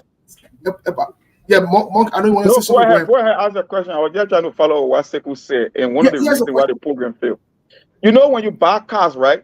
Like the way you get a Toyota and a BMW, these are major manufacturers in the world, right? You can import parts easily, even though you will have to import some of them from overseas. But these are common cars. One of the reasons the program failed in Ghana, they call the company, they call it the Scania Group in Sweden, because this Scania Group, they're not into parts. They were just testing something. So the Ghanaian government went and gave them this contract, because they built up buses special for Africa and maybe in Ghana, because you cannot compare, even though Ghana is an advanced country for Africa standard, but when it comes to European standard, Europeans have better rules, like the same way with America, right? So they were testing, it was like I said, it was a pilot program. But the question you asked our home boss then back there, the economy of Ghana GDP is $73 billion. The GDP of Liberia is less than $4 billion. There are more engineers and mechanics in Ghana than Liberia can ever dream of.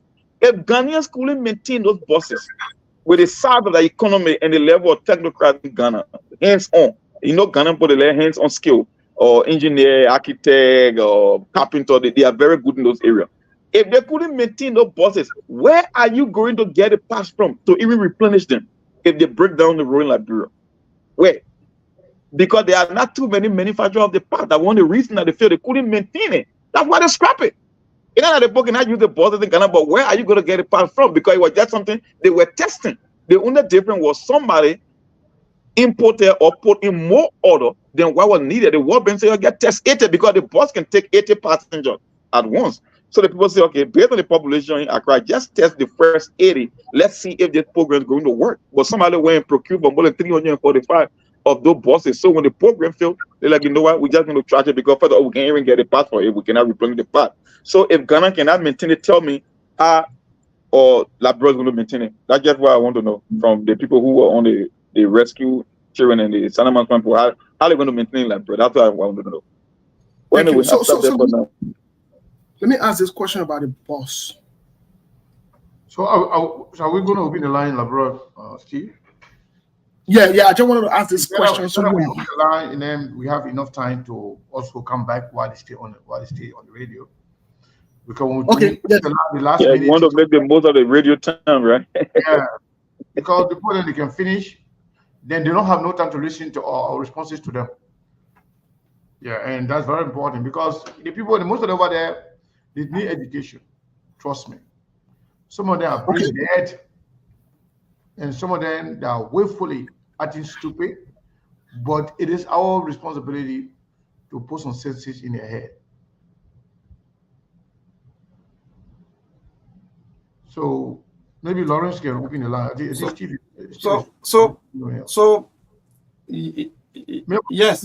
Lawrence can open the line. You got to set up. Yes, to do a setup data because I know we are into the rainy season. So, but okay, I thought we're going to chip in also with the yellow machine issues. Maybe about 2 or 3 minutes.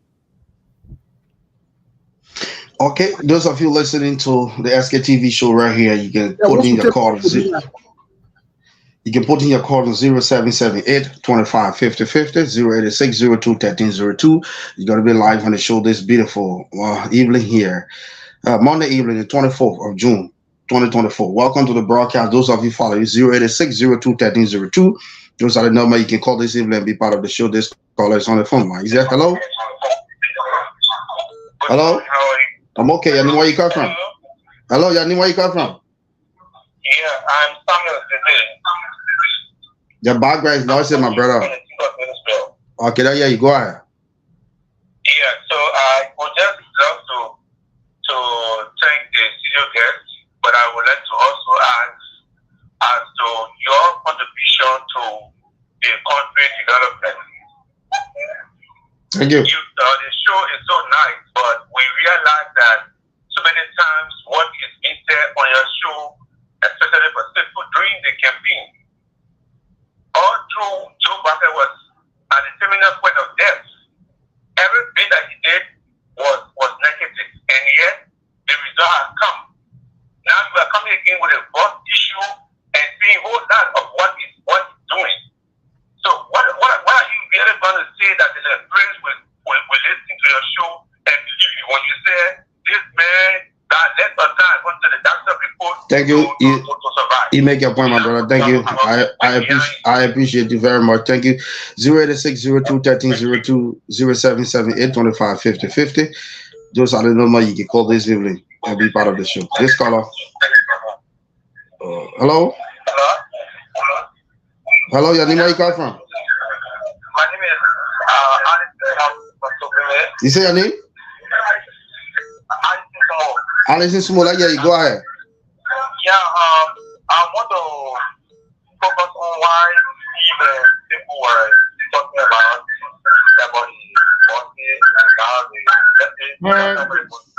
the behind you is noisy, my brother. Behind you noisy. You have to leave from the noise. Yeah. We're not getting anything from you. 086 02 1302 0778 25 50 50. When you call, you leave from the noise. Then we can have a good conversation on the radio. 086 02 1302 077. Okay, this person. Hello? Hello? Hello? Yeah, your name, where you come from? Yeah, so I was saying, I said... Your name? I hear you. They were talking about what they said the buses that there are 2 sample buses that they brought to me. They said the whole buses and they don't have parts for it in that area. not have passport in Canada, they can give me to the Nigerian government. So why that confusion? Because all the time they can be giving us information, it cannot resonate. Thank you. What? Thank you very much. 08602-1302, 0778255050. Those are the number you can call and be live on the SKTV show right here. This caller is on line 2. Let me see who is on the phone lines. Hello? Yeah. Good evening. Your name, where you come from? Yeah. You say your name? Behind you is noisy, my brother. When you call, you leave from the noise. They will have a good conversation. But you somewhere else, people selling meaning all the one. Yeah, man. I just spot it into at least stay to a quiet place you call. This person. Hello? Hello? Yeah, your name, where you come from? Yeah, this is Tapper. Let me say thank you for the show. It's all about our country. But I listened to one of your guests. I think he's from the States or so. I don't know where he's from, but he contributed to the show. He used a word that I think he should retract. That he said when in Ghana they were discussing the usage of the buses, like somebody just got and say one useless country called Liberia. I don't think that was better for he himself who are Liberian. If somebody would suggest donating to your country, if you don't need it, tell them that we cannot use these buses because they are not good for our country as well. But you cannot refer to your country as useless country. No, I'm thinking, no. Very good. No. That's very bad, and it is not good. No, my brother, actually, I didn't hear any of the panelists saying that. No, I didn't hear any of the panelists saying that. So I heard you. If you heard it, okay. 08602-1302, 0778255050. You got to be live on the SKTV show. This caller is on the phone. Let me see. Hello? Hello? I'm okay. Your name, where you come from? Okay, thank you. It's a boss. I'm joining you from the Okay, how is Nimba this evening? Hello? Hello? Yeah, how is Nimba? How is Nimba? Oh, hi. Hi, it's cool. Okay, let you make your point. Make your contribution. Yeah, okay. Thank you very much. I'm very, very interested in the government job. Present government is very, very disappointed. And it is a shame and disgrace to our country. I told people better that the way shadow the government who and negotiate with the different government or maybe whatever government to bring new policy instead of waiting Ghana to bring second hand of as of government. That is a disgrace in the West African region. It is totally unacceptable and it is beyond disgrace. Can you imagine the Ghanaian general reporting that we don't have the clinical things that was matching on our board? They don't have NTA. And the guy said we have somebody that at the tail of them, they are tracking up. Get people in this country, to question you. Thank you. Your country, they want to talk information to give them. That is a contribution. Thank you. So what kind of contribution did they want? Why Nigerian get cattle? Where was they in this country? Thank you, my brother. You make your point. Yeah. Thank you. 08602-1302, 0778255050. You can put in your call this evening on the SKTV show. It's a wet morning evening here in Bond County. As we speak, a heavy downpour rain here in Beaumont this evening. This caller, hello. Yeah, hello. Your name, where you come from? Yeah, Matthew Kamara calling from the record. I hear you. I will believe that down there somebody who are talking and what you're trying to do. Because if you can't maintain the Indian bosses, then European bosses, you have to maintain enough possible. You see, the room condition in abroad is very, very bad. Thank you, my brother. You make your point. 08602-1302, 0778255050. You can put in your call this evening and be part of the SKTV show here. This caller is on the phone lines here. Hello, your name, where you come from? Yeah, hello. I'm okay. Your name? Yeah. You say your name? Okay, go ahead. I hear you. We're not hearing that person. You have to be, my brother, you have to be a bit audible. Your voice is low. You got to amplify your voice.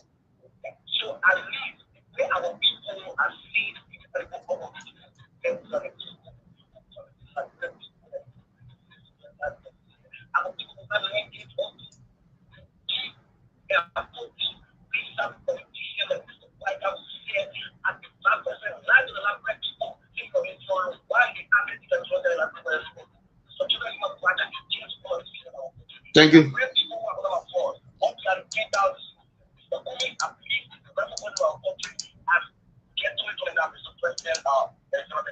Thank you, my brother. You make your point already. Thank you.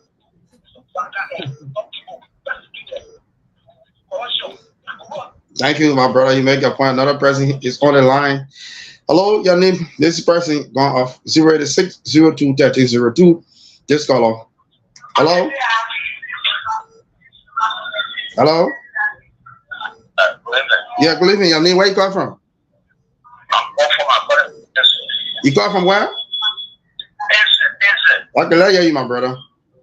Yeah, I want to speak to the parents. You know, sometimes Nigerians are people that have the honesty.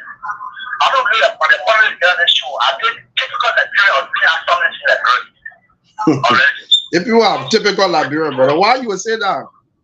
Thank you. Anything about the is negative for that. No, you don't say that. No, my brother, no. Yeah. Allow that person to finish your thought. And during your time, if you finish, you take the next call up. Don't argue with them. You don't live in a country where you spend time in my whole country. And you do nothing for the country. Or you stay to the women who and just go inside. You can't even come home. Thank you.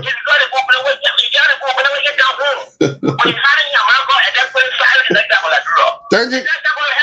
Thank you, my brother. Let God bless. Thank you. Let God bless all of all, my brother, this evening. Let God be with all of us. 086021302. You get 2 more, 1 or 2 more, then we will respond to them. Okay, this person. Hello? Hello? Hello? Yeah, your name, where you come from? My name is Chekwanba. You come from where? I'm calling from Haban. I hear you. How's Bob Barkley this evening? I hear you. Go ahead, brother. People keep for our new bosses and criticizing him. I want to really show two of them anything to do. As to the Bacanic on power, putting another unit party. So that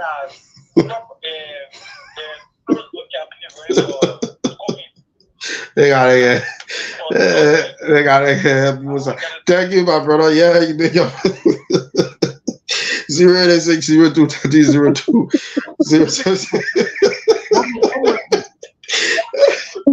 Yeah, this last person. This person. Hello.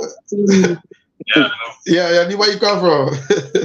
Yeah, I'm crossing from. I hear you, my brother. Go ahead. Yeah, but this is thank you for the show. And let me firstly, based on the fellow who asked continuously as to what is the contribution towards that, you should ask him what was the party people who are in power today, their contribution towards that, we could be in power. And what is the contribution for the party and if they are working towards the country development, yes, who are developing themselves. So therefore,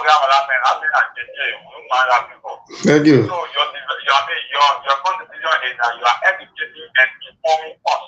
We Liberians who don't have to speak to that out there to see what is unfolding there. And you spend your again around to see what is happening around the country in and after Nigeria, you are informing us. So that is great contribution. Get it there.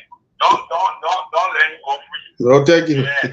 No, the CEO will respond to the man. Chief Chikana is all yours. Yeah, thank you.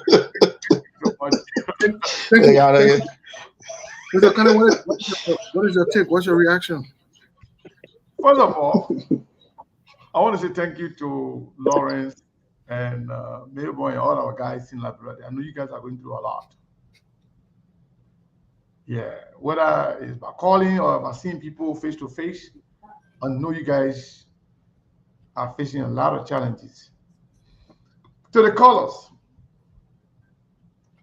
first of all, the person that you said talk about Liberia be a useless country. Mong was talking. He said he was being rhetorical. He said that based on the fact that those boss are useless and the boss are trash, they are over there and nothing, and they believe their country deserve to be clean. The bosses are not useful. Now they want to take it to a country that is useless. Yeah. If it's not useful, it's what? Useless. Yeah. It's a junkyard. It's a junkyard. So you are taking useless bosses to a useless country.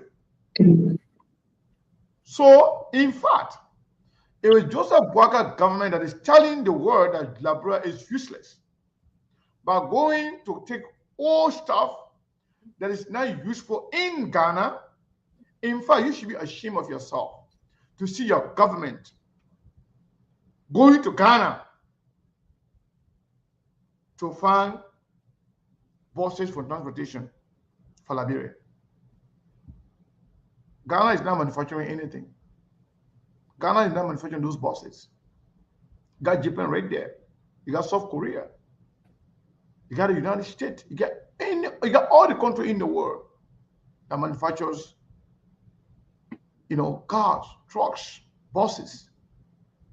Instead of you being outraged that your government is exposing Liberia, making Liberia to be so useless, you are now attacking us for exposing your useless government for disgracing Liberia. Maybe Mon didn't say it right. Let me repeat. Liberia under Joseph Nima Boakai is a useless country. Maybe you want to hear it again. So per our contribution, you calling, even listening to us, that's part of our constitution. That's part of our contribution to educate you, especially most of you blunt loyalists, most of you brain dead people. They got good people in Liberia. They got intelligent people in Liberia. But we're not referring to them. We are referring to the brain dead, the Salama Swan, the fools that will support anything simply because of party politics, simply because of party solidarity, simply because of party mandate. You are a bunch of brainless and useless people. All of you that are supporting the wrong thing against our country and our people. Shame on you for even trying to defend this thing. You should be outraged, you should be angry at Joseph Nima Boakai and his government for making our country to look useless. You should be mad at them. You are here coming to attack people who are educating you. But anyway, we're not going to stop. The education that we have embarked upon, it will continue. And it will sink in the heads of you bunch of peanut brains. You will listen to it. Somebody said something. Let me say that before I land. These people who are hateful, who don't want to see SKTV, who don't want to hear SKTV, are the ones that can listen to us more than any other person. Unity Party people, as I speak to you right now, the whole government people watching and listening. And I know it. We are not against the government. We are not against Joseph Boakai in person, as a person. We are against bad governance. We are against people taking our people for a ride, taking our people to be a bunch of stupid people, presenting all of us to be a bunch of stupid people in our country. We are against that. We are against anybody who will corrupt the country. We are against anybody who will squander the opportunity presented to our country, things that our country is going to be benefiting from. You have the money. You are stealing the money, pocketing the money for yourself, but you cannot afford to buy a brand new buses. You go buy used bus in Ghana, 2016 bus. You're in 2024 right now. If there's another word to describe Liberia more than useless, I would have used it. Something that is not useful is useless. Maybe you need to go to school to learn, to understand what the word useless means. Something that is not working. Even you that just call to insult us, you are very useless because you are not useful to the society. If you can call to contribute, you disagree with us, that's fine.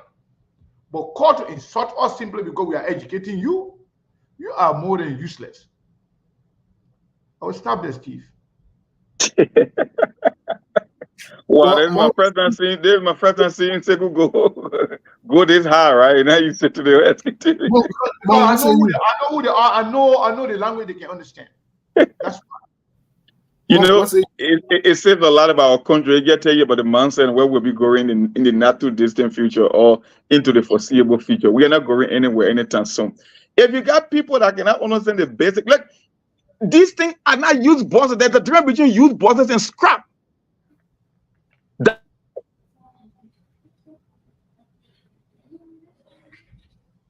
And that's what it means. Because even the people in the interior in Ghana said, no, we don't need them, because if you in the city cannot maintain it and you call it scrap, it's almost like you're trying to recycle. It's almost like you're trying to create a junkyard. That's what it means. So they went and packed them to Achimota because they don't have use for it. So if you are going to take them in the name of a gift, then your country is a trash. Then you are a junkyard, because on the junkyard they can put scrap parts. Let me tell you something, Steve, and the rest of the listening audience here. When you take a stroll or you go around the coastal area of Liberia, right, and you can see a lot of old ship just by the water parking. Do you know that you don't have how much it costs the fishing company to trash those ships? They got a lot of radioactive materials on them. They are convention, international worldwide convention that tell you exactly how to handle those stuff. But you know what, they can bring them in Africa and kind of dump them along the coastal line because they know our coast guard are not active. It's almost like Africa for them, it's like a junkyard. That's what it's the same thing you see happening with the boat. The same way you can see those ships, man, they just been there for 10, 15 years, they just rotting like you go to Cape Mine, see some of them, you go Sano, Maryland, they are all there because it's the same thing that they're doing. You treat the country like a trash can, so people will keep throwing you trash because that's the kind of a mentality you created out there. So you talking about contribution. I don't know what I want for SKTV to open GoFundMe to go look for parts for those boats, because when you ask about contribution, I really don't know what you're talking about. We just telling you things that are happening and things that are going on for you to take this information and make the most out of it. You talking about our contribution to the society. What you want us to do? Open GoFundMe to go buy you bottles? Is that what you want? Come on, man. I'll stop there for now, Steve. I think it looks like Steve is busy. Maybe we can get Lawrence's reaction in Mabel. Lawrence, what do you think about the callers? You know, Mr. Kanda, this is Liberia. This is where we find ourselves. So I think, thank God, I can be hearing somebody thing, because after the show, people can still be calling to bombard us. So we leave you away. We send it far away. So that's it. We leave you with the people. We send it far with the situation, Chief. So that, hey. All right. Let's go to Mabel. Then people come back. Mabel, what is your reaction to this whole thing? I think we will be taking calls from here too. After Steve. Mabel, you there? Yes, I'm here. I'm there. Yeah. So indeed, I want to say thanks to all of you, and let me say thanks to the callers. You know, that's it. That's the beauty of democracy. Like I can always say it on the radio. But the only thing is for a confrontation. That's one of the things that I don't like in the entire thing, because mind you, going too high on other people because they are saying something that maybe that you don't like, and I think that is the best way to go. So again, not their views, but their views should come with something like respect, at least for SKTV, because my SKTV is the only platform since the elections we've been talking, and we are still talking for all of the good, for all of the things that are happening, all of the bad things that are happening, and for all of the good things that have been happening. So again, Liberia is what it is. People get some more money from people, and job maybe insult anybody that they feel that they want to insult. Then after a certain time, they come back and say, "Oh, I'm sorry, Steve, please forgive me," or we say them more, or maybe, you know, we receive all of these messages every time. Sometimes they will call us, they threaten us. After sometimes they call us, "Oh, you know, my man are the hardcore politics, sorry, you know, this and that," and so on. So some of us, for me, are used to it. I've been here and I'm still here. But to admit that's not the best thing to do. The best way to go is to respectfully disagree, tell the people that yes, indeed, this is not what happened, and this is what happened. Thank you so much. Thank you, Steve, and thank you, President Monk. Thank you, my colleague, Lawrence. Sekou and Steve, I just tagged Sekou to a post on Facebook, right? The Frost FM. Can't see your government officially unveiling the new buses, the cutting ribbon for those trash. Just go to the post that I tag you on, and there's why they posted, right? President Bouaga received the first 2 of 300 buses to address the national transport crisis. President Bouaga sent a team to inspect the 2 buses at the executive mansion on Capitol Hill on the 24th with the Marco Polo team. The short ceremony marked the first step in a larger initiative to improve Liberia public transport system. Just look at the picture, and our government officials are there already unveiling those trash. I'm looking at them. And this is why just before we take calls on the US, this is why, you know, whoever calls and say we call Liberia a useless country, it's a useless country. I don't want to say it. It's a useless country because the leaders are useless. Yeah, if you want to say I insult somebody, that's your business. When you behave uselessly and shamelessly, we'll call you. Those of you who don't want to use the word, that's fine. Be diplomatic. I don't have a problem with you. That's how you choose to do it. I'm responsible for my words. Useless is not an insult. But It's not useful. It's useless. Mr. Kane, that they won't be. Everybody can speak the way they want to speak now. If you think they're useless, that insult, God define it. Now you made a word. We're not going by Liberia standard yet. When you want to hold somebody accountable, you want to use words to describe, to adjectives to describe people's behavior and say, "Oh, you cause a person." The country is useless because your leaders you elected are useless, and that's true. They're not useful to you. That's what it means. Who in the world goes and sit around for someone an old boss and go tie ribbon and have ceremony? You're not serious. It is shameful. You guys are not serious. Look, let me tell you something. You are not serious. Ghana who get independent. Ghana independent can come from Liberia independent maybe 4 or 5 times. Giving you old bosses that they don't want. And you get president, go to ceremony for 2 old bosses? What kind of sense is that? Who told you that how serious people can behave? And we'll say you're useless, you'll get there. You're useless. And the country is useless. Because you get leaders who spend 45,000 to buy new cars. Or they can buy 45,000 new car for Yomli Kana to 80,000, 45,000 new car for them to ride and go write something in the budget so that they can steal from you again. You're not getting fair with that. Oh, because somebody said the country is useless? You're not ready yet. You're not ready yet.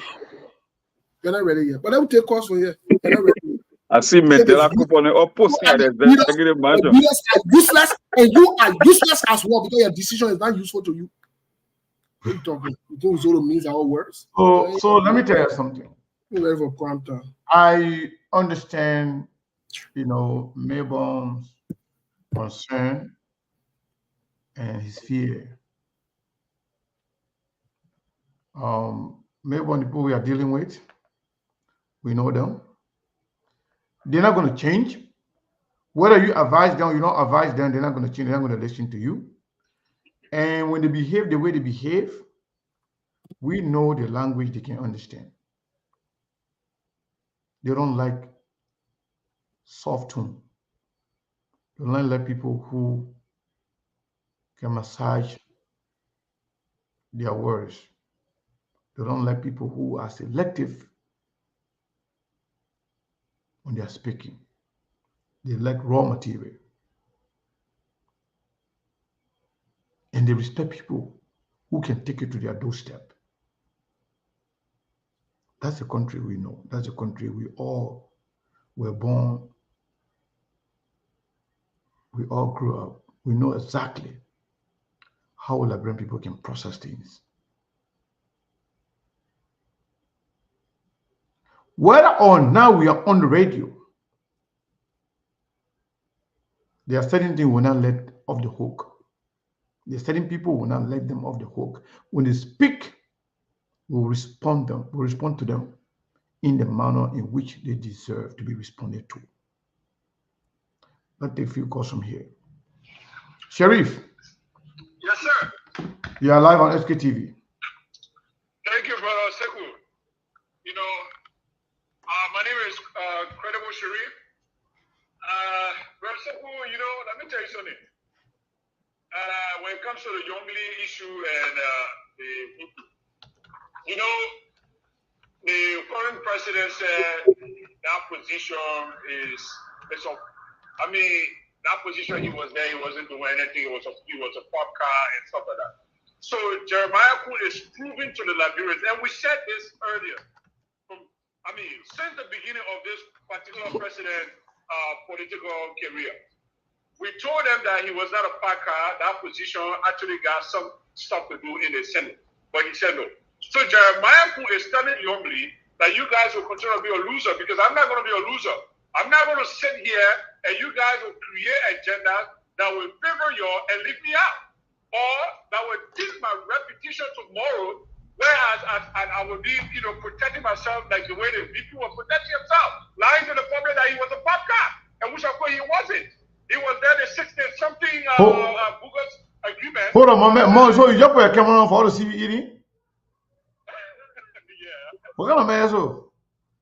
Oh, sorry, my man. I didn't even know I hit the thing. I using two screens, so. When you finish, you will tell me you're gonna start eating, and you will say, "Oh." Yeah, you will send me that. You will send me that attai or how they call it, the menu or recipe. Okay. Go ahead, Sherry. Finish. Just to conclude real quick. So I will tell you this: Yongli and Delonere will be the biggest loser because again, Jeremiah Kun not going to sit over there for no play out of Jeremiah out of him. But again, quickly. So the bus issue. I see that Brain calling, saying all kind of words, referring to you guys in some demeanor way. Let me say this. If you go in a stadium and pick up a bus that has been packed since 2016 or since 28, and you said you are serious minded person, it's almost like you go buy a car and they gave you money. You got money to buy the brand new car, but when you bought old car, then you consider yourself as smart. And then when somebody say you foolish, then you say you got done with that, and you come here back as somebody in the cost. Like we're not ready yet. Thank you. We are not ready yet. Thank you very much. Thank you. So keep your calls coming in. There were some people calling, but they calling. Yeah, I had a caller here, but I had to drop me, call him back. That's fine. That's fine. They'll call back. They'll call back. So these people, I know some of our guys didn't abroad, they can be afraid, they can be scared. Yeah. Can I have my caller here, please? Go ahead. Hold on 1 second. Caller, hold on 1 second. Let me pull you live first. You ready? Caller, are you there? Yes, you are live now. Well, yeah, Steve. Yeah, go ahead. Good afternoon, guys. I was trying to call in to let you know about the presentation that was being made at the grounds of the executive mansion where with these two buses. That the picture is circulating on social media now. It's like this is a full through the endorsement of that transaction. Because if you have presentation being made to the president of Liberia telling you that these are things that intend to bring in the country, it's with his acquiescence. So nobody should try to sugarcoat the situation. The president didn't know how to just try to experiment. They are not experimenting anything. It is with his acquiescence. And this is the procurement law in Liberia is being violated, in fact. Under the law, the government of Liberia has no business of buying any used thing, full stop. No. It's a violation. You can't do it. And there's no way that somebody going to tell me a country like Ghana is going to offer up to 300 buses, whether it be a scrap or anything. that is going to be on a charity basis. Except they come through with that. Because see, the thing about it is that at the end of the day, if those revelations are not made, it become part of our indebtedness in our country. And the bill is passed down to generations to come. Secondly, the maintenance part of that thing is a problem. Like all of the historicity that have surrounded the bus have been unveiled on here, on the show, and other areas. So what's the big deal that it can't come clean with? For people to pass around and start attacking guys, they're talking about you're giving information and they're attacking you, it's foolhardy. Thank you. They're just mistaken, guys. But again, that's the situation that we got in Liberia there. So I don't think you guys need to be bothered about this thing because the attack will keep coming, Steve. Thank this you. is Abraham Conant. Thank you. Thank you. I got another caller again. Not easy. Yeah, I got a lot of calls here. Well, go ahead, take it. Go ahead, take it. The caller, which one are you calling from, please? Good afternoon, Steve. Yes, good afternoon. I said good afternoon. Good afternoon to Sekou. You know, Steve, when you talk about this, you know what, I don't know who it is, but you know what, what's the name, please? This is Pastor Cummins. Pastor Cummins, thank you. Go ahead, please. When you talk about the Senate a few minutes ago with the Vice President and the Pro Tem, I want to say to you, Steve, my brother, don't call for the document concerning the revelation I gave the last time. With this program, with what you read about the Senate, it speaks volume that what I said to you the last time was Snow and Youngly. I stand by it. 14 years in the media, I never went to the QL for something I said that was not true. Not the Justice Ministry. 14 years. So every time you hear me say, show me the player, I will tell you the game. I don't say easily when it comes to the politics or the media, they like people, or the player. So it speaks volume. That alone tell you that you have Snow playing right in the corridor of the Senate, and you have Amara Conant playing in the corridor of the Senate. And Amara Conant, who Mulba Malu was a protege for. I give you another revelation again. Was a protege for. My brother, it's only incumbent upon the Liberian people. You know, sometimes you guys go hard on the color. I understand that. But it is incumbent upon the Liberian people to make the right decision. Because whether you show me an ANC, whether you show me a Simeon Fremont, so, you know, most of the guys I work around, and so every time people talking, I just sit down quietly and listen. But you come to a place in life, you just say enough is enough. Period. Enough is enough. So every time you show me the player, I'll tell you how the game will end. Even if you bring a Simeon Fremont, I'll tell you how the game will end. If you bring Steve today and put him in the corridor, if I see one player, I'll tell you how the game will end. So the last time I gave you a strong revelation, and you said you want a document, and I said, give me Musa ability, I'll give you document. Okay. All the players are the same. Let me give you 3 names, right? 3 names. In the 80s, Maurice Dupley, the late Alhaji Koman, and the late Emmanuel Buya were referred to as the 3 Hebrew boys right after the saga in Nimba County. Do you know the 3 Hebrew boys currently? Musa Ability, George Manewia, Edwin Snow. Take it from me. Okay, thank you. So, see this player, you know the game. Thank you so much. Thank you, Pastor. Yes, sir. All right.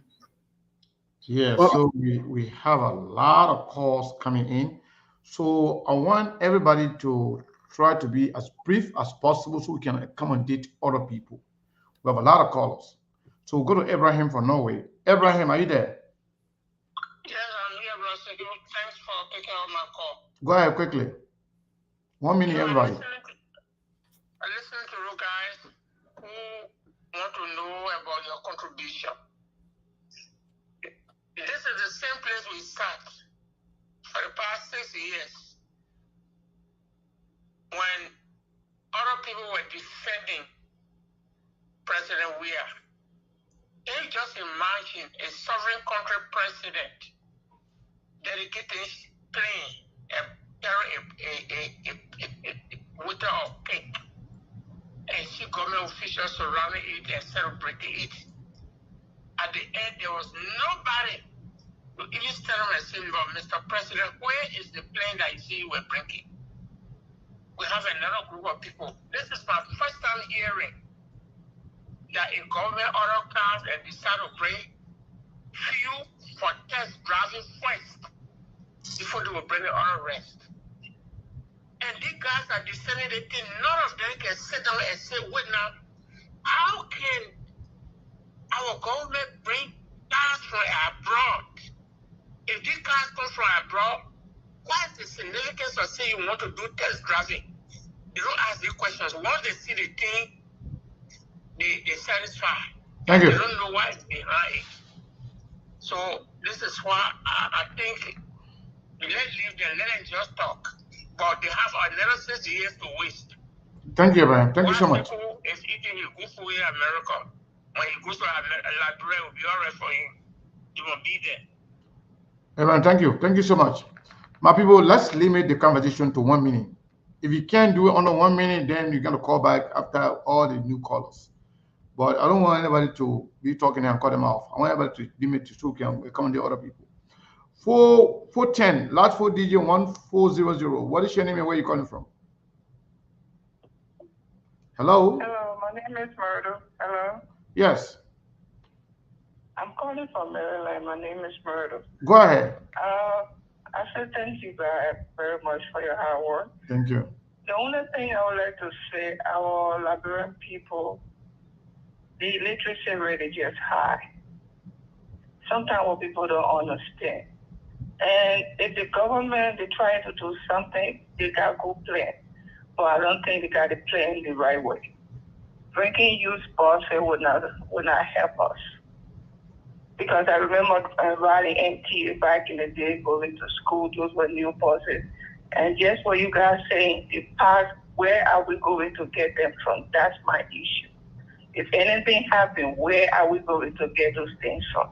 So it's going to cost us more money. Thank you. Thank you so much. Let's go to the line here. This caller 768 number, last 4 digit 5736. Are you there? I'm here. What is your name?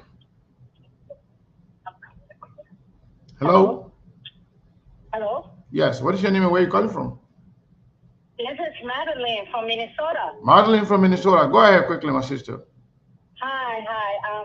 So I want to talk on the Jeremiah Coon stuff. Jeremiah Coon is the vice president of Liberia. Let Senator Nyobli Kanka sit down in her grandfather's seat and stay away from the man's seat.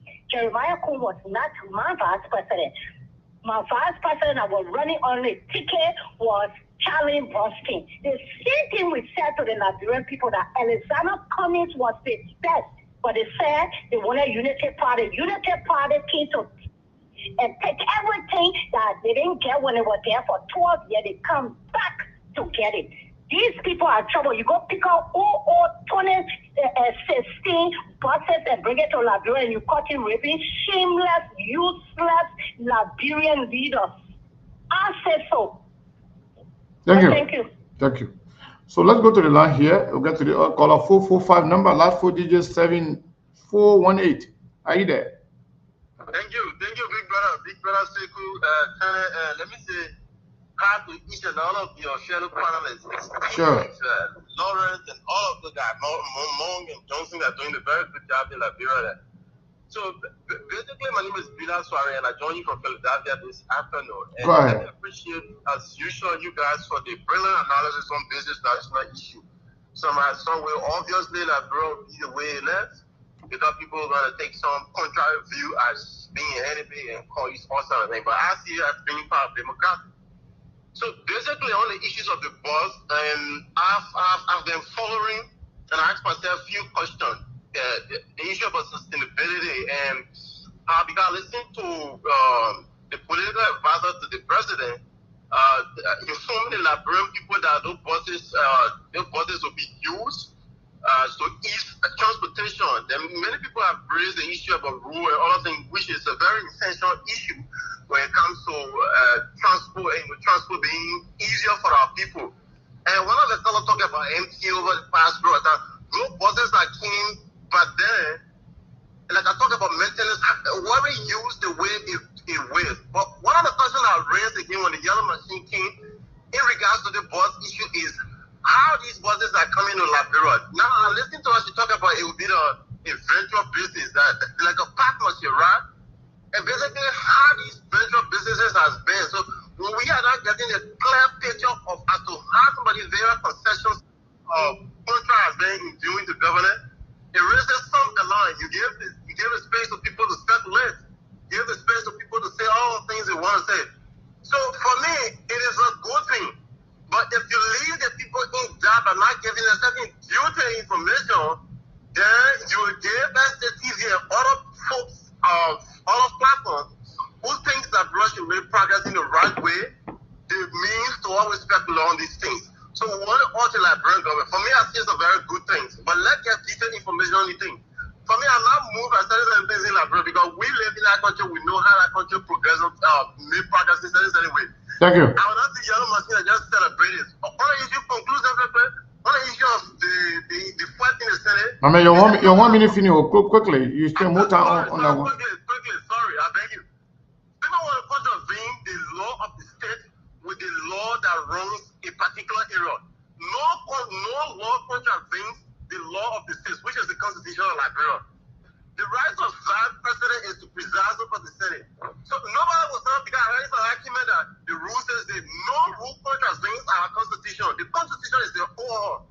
But what I'm observing in Liberia always, like the way I support the government, but what I'm observing is the issue of people being greedy for power. What is in front of you? You haven't taken care of that. Then you're talking about 2029. 2029 is a bigger goal. 2029 is a bigger fight. What are you doing to achieve 2029?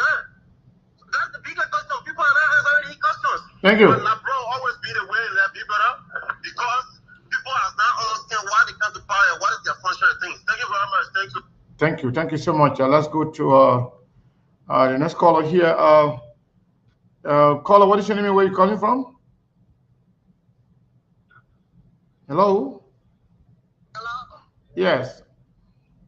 Oh, hey, Sekou, how are you? I'm good. How are you doing?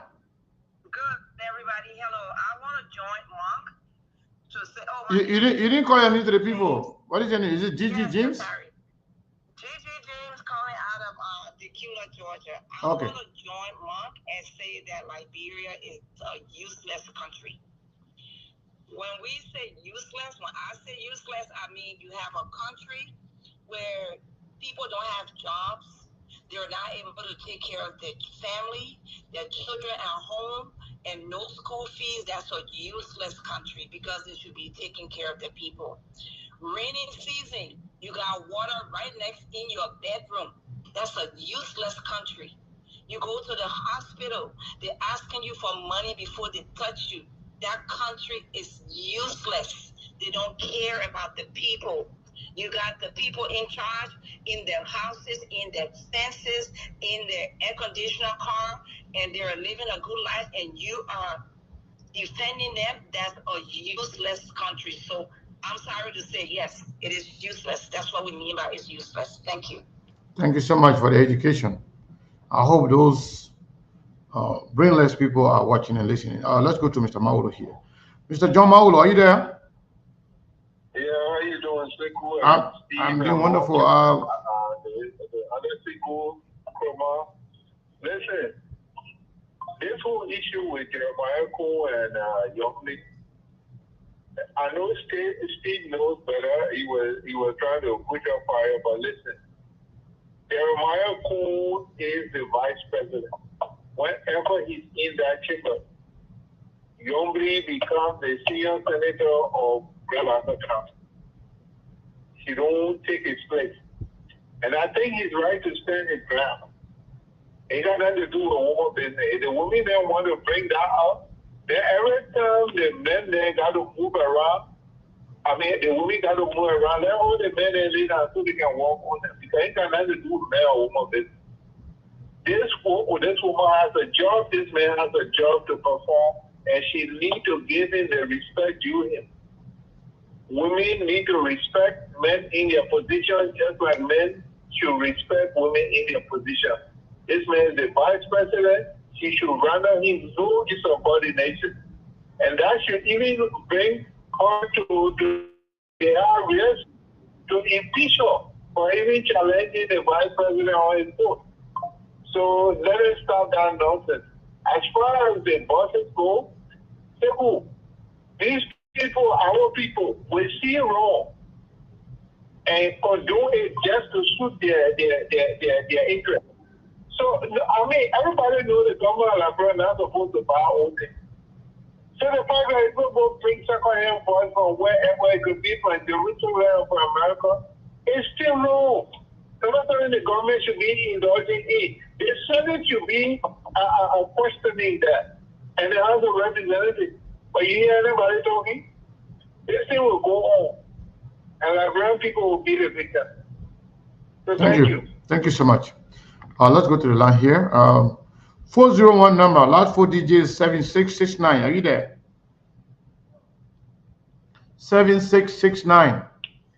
Hello? Yes, we are live on SKTV. What is your name and where are you calling from? Hi, SK. This is Dee calling from Rhode Island. How you guys doing? We're doing okay. Thank you. Thank you guys for the show as always. I came a little late today, so I don't know, but I'm hearing the callers calling. But yes, something y'all talked about yesterday, and just when I call on your platform, I'm calling mostly to listen to talk to the citizens and the politician people that will always want to defend instead of speaking to the issue. Why they just the Unity Party? Do you guys love Liberia more than anybody? This is a country we're about to celebrate 177 years. We are so behind in everything. It's not about Joseph Walker. It's not about George Weah. It's about where we want Liberia to be. If we speak, if people talking about things about bosses or other things, this is not about to come and start arguing back and forth. We want to know. Y'all say y'all keep into y'all brought into y'all coming with change.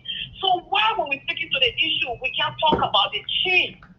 Why y'all can't speak to the issue but to attack? Look at when it's not about somebody bringing boss, but how the boss keep in this country.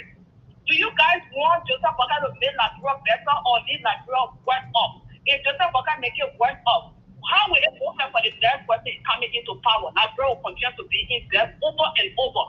When people criticize, it's not because they hate the government, actually it's helping the government to wake them up, to show them you can't do it this way. You're keeping and preach cheese.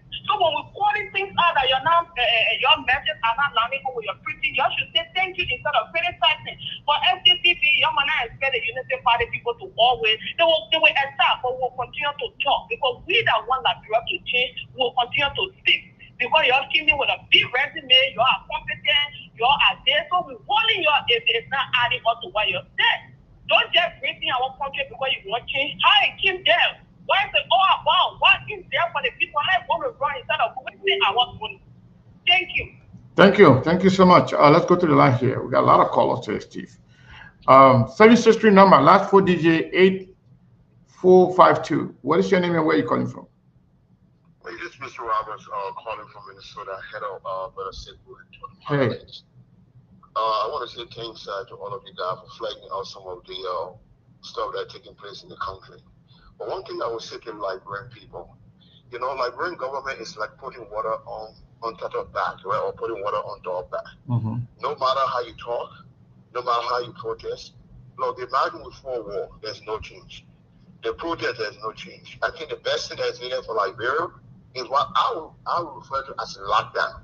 Lock the whole country down. That means if you really want change, if you really want change, if you live on Depot Street, Aaron, you don't have to march with Joseph Walker. You don't have to march with Senator. You don't have to march nowhere. Take over the entire Depot Street. Take over the entire Melville Street. Take over the entire Kadak Town. You use one day to take over the entire place, lock the whole country down. Nobody go to school. Nobody go to work. Lock it down so that the demand the change will come. Because if not, you will call, you will talk to one government, they know the there for 6 years, so they will steal enough. Then they give it to their friends. Then their friends come and take power. Then their friends support them. Then they wait for another 6 years. Because if you say waiting for 6 years to take someone off power, my brother, you put a line in the steam because the children will still come and work. Thank you. You understand me, right? Yep. Let how you call it. Just a second. Let how you call it. Make your mama. You were in government before. Understand we had the benefit there. When John we are king or so benefited from it. You come back again, the benefit for you part. That's just how we do it. And except the Liberian people ready to send out all Zokos.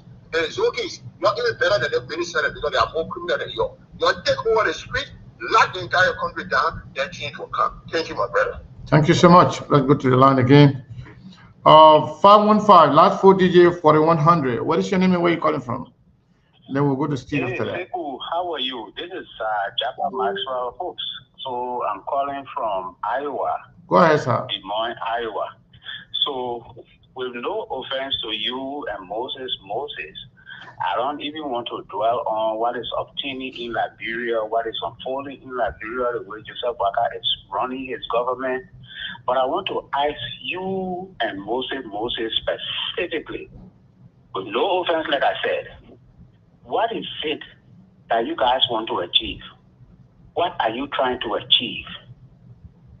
The reason I ask this question is when you get into advocacy, you want something to come out of it. You do it because you are conscientizing the Liberian people. You are reawakening their conscience. Elections time comes, the people don't pay you no mind. They go back and do the same damn stupid thing. Excuse me for the expression. And you sit on the platform and you still say you're speaking for the Liberian people. Elections will come tomorrow, they will do the same damn stupid thing. What is it that you and Moses trying to achieve? My mother used to tell me there were two brothers, Fly and Honey. Fly and Honey. The parent used to love the fly so much. And every time they advised the fly, the honey would be around. The advice that they were giving to fly, that's the advice honey took to make honey.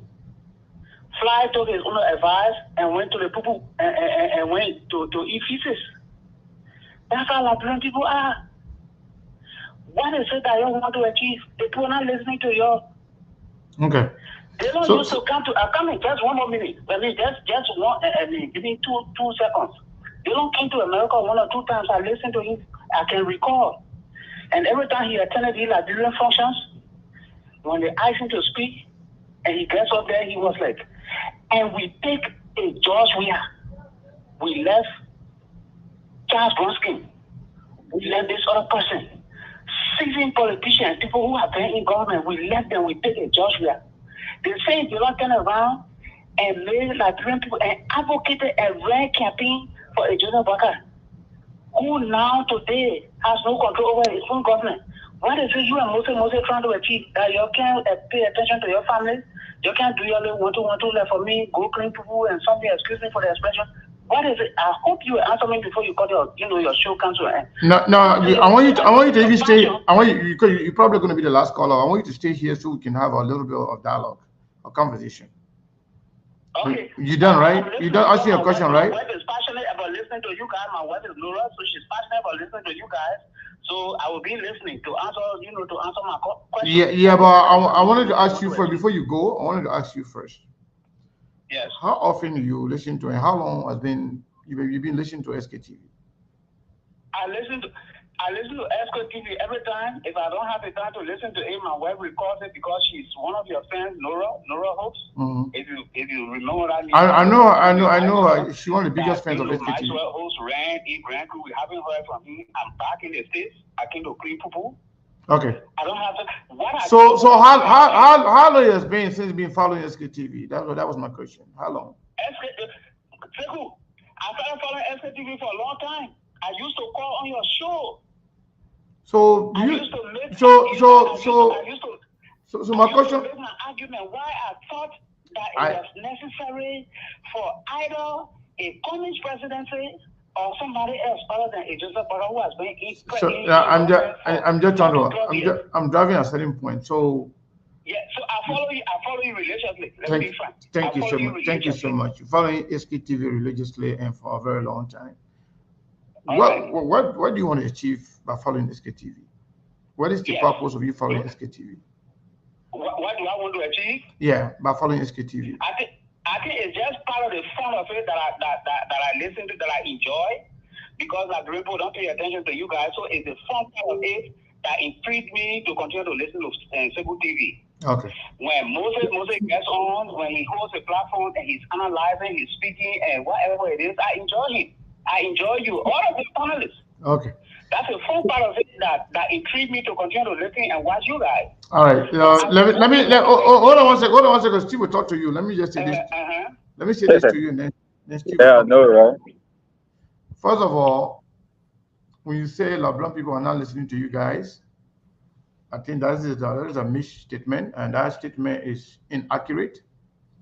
LeBlanc people listen to us, and we have had greater impact in Liberia, in the Liberian political landscape, and we have educated thousands, if not millions, of Liberians. But we're not going to be able to change everybody's mind at the same time. We're not going to educate everybody. Even in a class where you teach students, you don't expect the entire class to understand the subject simultaneously. It will take time. People will be learning. Some people are very slow learners. Some people take time to learn. Some people will catch up very fast. So we're not going to get tired. Liberian people are listening to us. And those who, even those who disagree with us, they respect us. There are some unscrupulous elements whose only objective is to come and distract, insult, and disrespect us. We are speaking to those people. We are not speaking to the general public. We are speaking to those few or handful of people who only bang on distracting and destroying the image of SKTV. So yes, Liberian people are listening. They are paying attention. And you are watching SKTV for the fun of it. That's fine. Some people are listening to SKTV to learn, to get educated, to get informed, so they can make an informed decision in everything they want to do when it comes to Liberia, because they have the requisite information that is needed to make decisions. So I just wanted to say that to you. Maybe you are watching it just for the fun, or people watch it to benefit for a lot of different benefits. But let's listen to Steve. Maybe Steve got something else to tell you. So quickly, I have a caller that's been on hold for a while, but let me say thanks to this caller. Oh, you want me to let the caller go? No, I just want to say something to him before he goes. This is one of the very first time. My name is Japa Maxwell Hawks. Japa. So you can be specific. Okay, Mr. Hawks. Mr. Hawks, I want to say thanks to you for calling on. You know, you are one of the very first person that have asked a question that maybe other people have asked that I've never grasped or pay attention to. I pay attention to your question. I think it's a valid question. It's an important question, especially dealing with the kind of people we're dealing with. But like Sekou said, I'd just like to add to what Sekou said. You know, we are dealing with people who look at themselves and call themselves pigs, grown men and women. We understand who we're dealing with. We understand that we're dealing with people who make useless decisions. When you refer to them as useless, they get vexed. We understand that.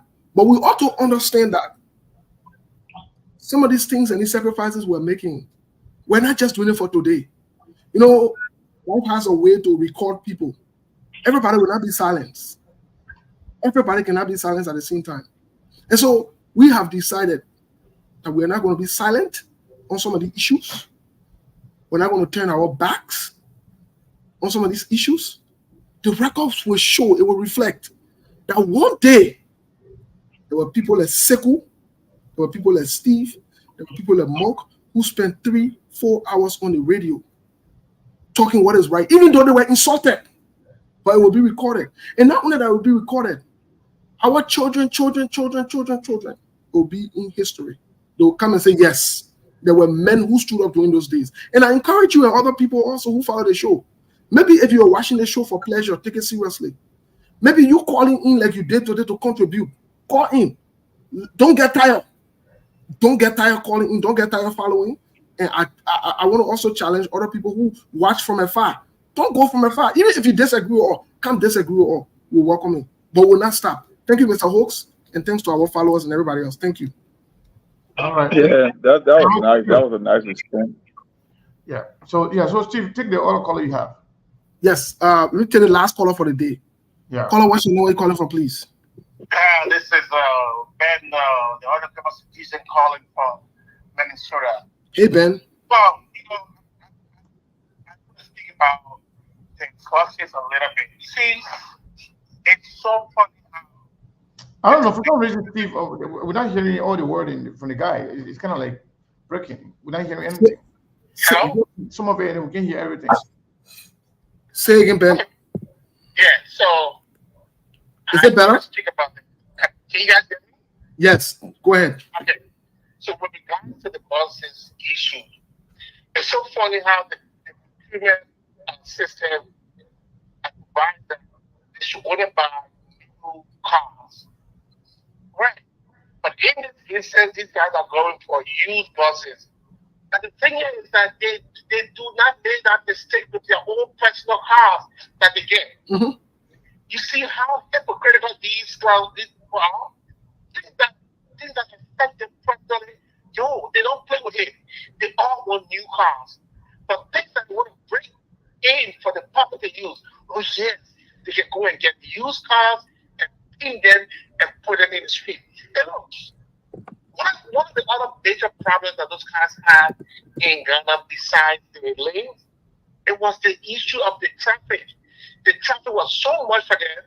So what happened was that the smaller cars, the truck started to maneuver the roads and started reaching to their destination faster.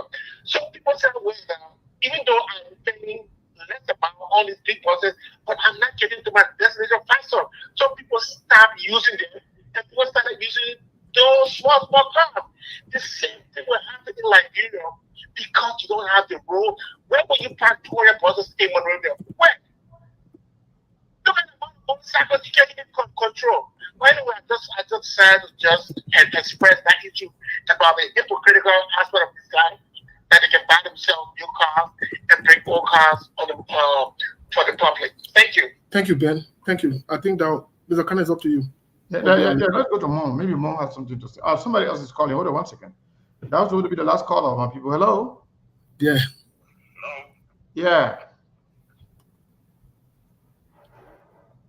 You are live on SKTV. What's your name and where are you calling from? Okay, thank you, Sekou. Thank you. Quickly, I'll be brief.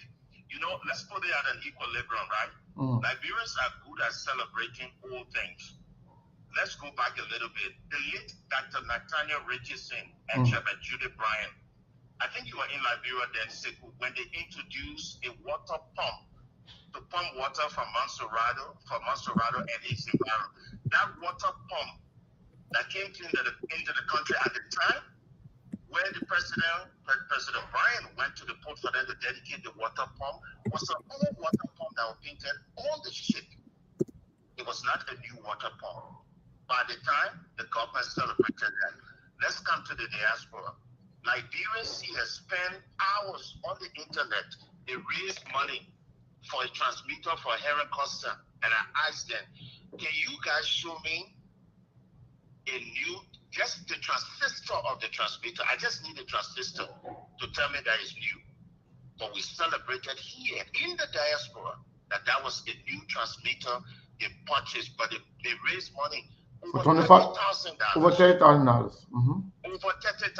They never saw the new transmitter. So sometimes we got to. I want journalists who follow you guys religiously, and sometimes when you say something, I go back to my little notebook and I say, but this is just a similar ball game. This is not old thing.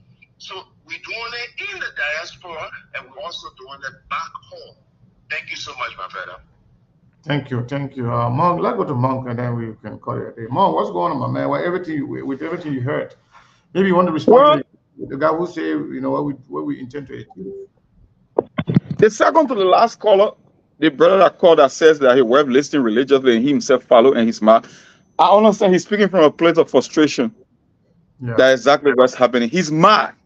You know, when you want better for our society and there are people who just commit themselves to making sure that nothing good happens in your country, it frustrates you. So that's why he's asking that question. What are you guys trying to achieve? Because it seems for him, he has thrown in a towel already. He has given up on Liberia. Yeah. You know, I'm looking at the image and they're coming around because, you know, when we bring information, the information are real and authentic. So when some of these callers are calling, they know what's going on, but they must play defense because for the sake of playing defense only. When I read that story from Ghana, when I did that research from Ghana, and I'm seeing a trashy boss being unveiled at the executive mansion of Liberia, that the legs of Mandela Cooper, matter of fact, the statement that they made, official statement that they made, they said that the boss met the standard and the president is satisfied with the condition. When you look at a country that existed for 177 years now, almost, that rural communities in Ghana will reject those bosses, even after the city rejected them. And it is being revealed at the executive mansion or unveiled at the executive mansion of Liberia. Now you get to understand why nobody respects Liberia, that people think that we are a bunch of useless people and we are a useless country. That they're telling you it's coming to ease the transportation problem in Liberia. Bosses that rural communities rejected in Ghana. That's why it's being on display at the executive mansion, the highest seat of power in your country after 176 years. If you are Liberian, if you're not shamed, if you're not enraged, then you are less than a human, because it means you have no regard for yourself. You have no regard for your country. That Liberia is a scrap, and Liberia is a useless country in as much that is pinning me, and I'm a Liberian. That's just why I mean, because you see, optics is everything. Even during the slavery term, we made this stuff about, I think you can remember one time we talked about the Willie Lynch letter, the making of a slave. This is why it's being on display in Liberia. That bosses that are considered scrap and trash in Ghana will be unveiled at the on the grounds of the executive mansion in Liberia. Now, if a typical kid in Ghana hear that story and you tell him that you're Liberian, how you think he's going to see you as a human being? But unfortunately, our people don't get that. That's what politics can do. That's what they call a slave mentality. The Willie Lynch said, no, you don't have to beat the slave and kill the slave. Just program that man psychologically, in 300 years, even if you release them, they will still come back to be your slave.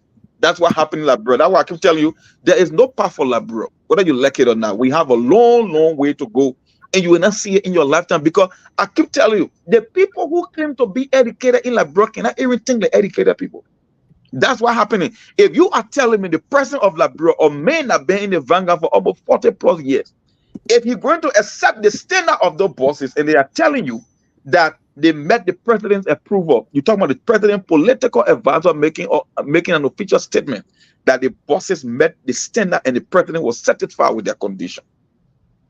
Sekwa, will stop there for now. I know where that caller was coming from. The brother who was on the line, I said he enjoyed the topic that we cover here, but at a certain point in time, he'd be like, how much can I keep going? And that frustration, he's speaking from a place of frustration, and it just pains the heart of an ordinary Liberian that want to see something better growing in our country. That's just why it is. It's nothing more than that.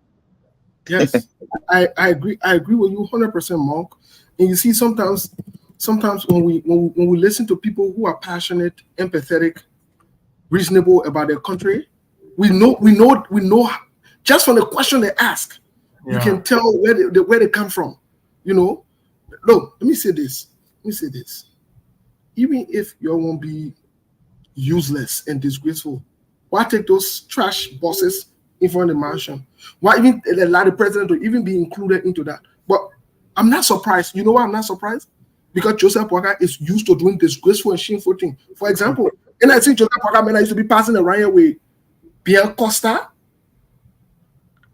going to Koye, and he get here on here, going to Waterside Market, sitting somewhere where the children are playing pool, and then the same Joseph Boakai who passed around, sat on the same channel of somebody who is a confessed criminal instant on Witherspoon.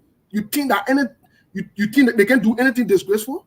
They can do anything. These people are shameless.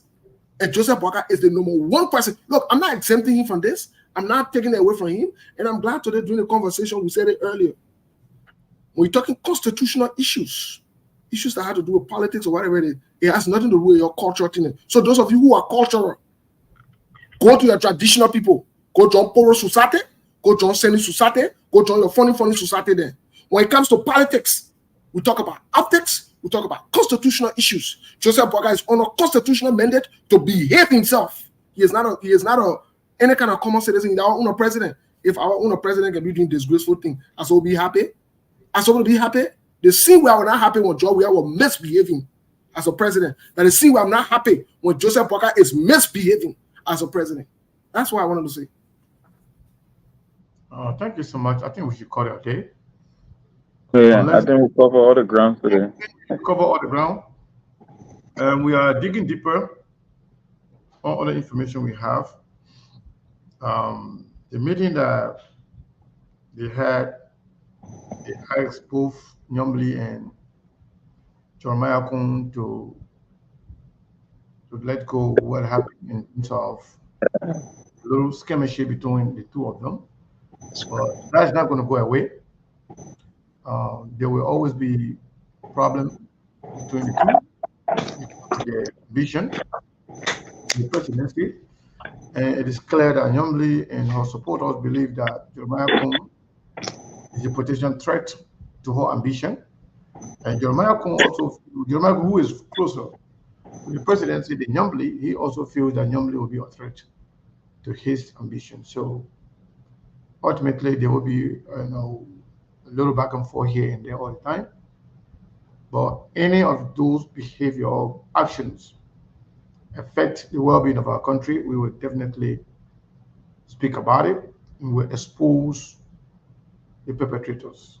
So regardless of who is at the receiving end, SKTV will not stop speaking truth to power. We will not stop exposing the ills in the society. And we will not stop erecting checkpoints to those people who bank on destroying our country for their own selfish benefit. Liberia belongs to all of us, and we have the responsibility to bulwark the image of Liberia. So I want to say thank you to all of you for following SKTV. We will be here again tomorrow, like every day. But actually, personally, I get into a time where I'm not going to be on the show all the time. Yeah, I'll be on the show sometimes, but not all the time. That's my personal decision, and I think it's worthy. So I want to say thank you to all of you for following SKTV. Steve, Monk. Yes, gentlemen, thank you. Thank you. Thank you, Mr. Kenneth. Just before we close, let me make a quick announcement, and let me give you something to think about. Tomorrow we'll have Master Washington on the show with us. We're talking about an economic crimes court, but just something for you to think about. Even if the bosses and the tractor situation were true, I thought we all condemned Joe. We actually put a picture on anything. Why are they putting Joseph Boakai picture on anything? Because they're campaigning. Stupid set of people. Thank you. Folks, let's call it all day. Thank you so much. We'll be back tomorrow by the grace of God. Thanks for your support and your contribution as always. Thank you. There are things we can do. We bring equal news and we give it to you. We judge it for podcast technology, people and culture from here and up out of the globe. Qualified people who willing to serve. Blessing that time and the effort of rest. The project is giving us the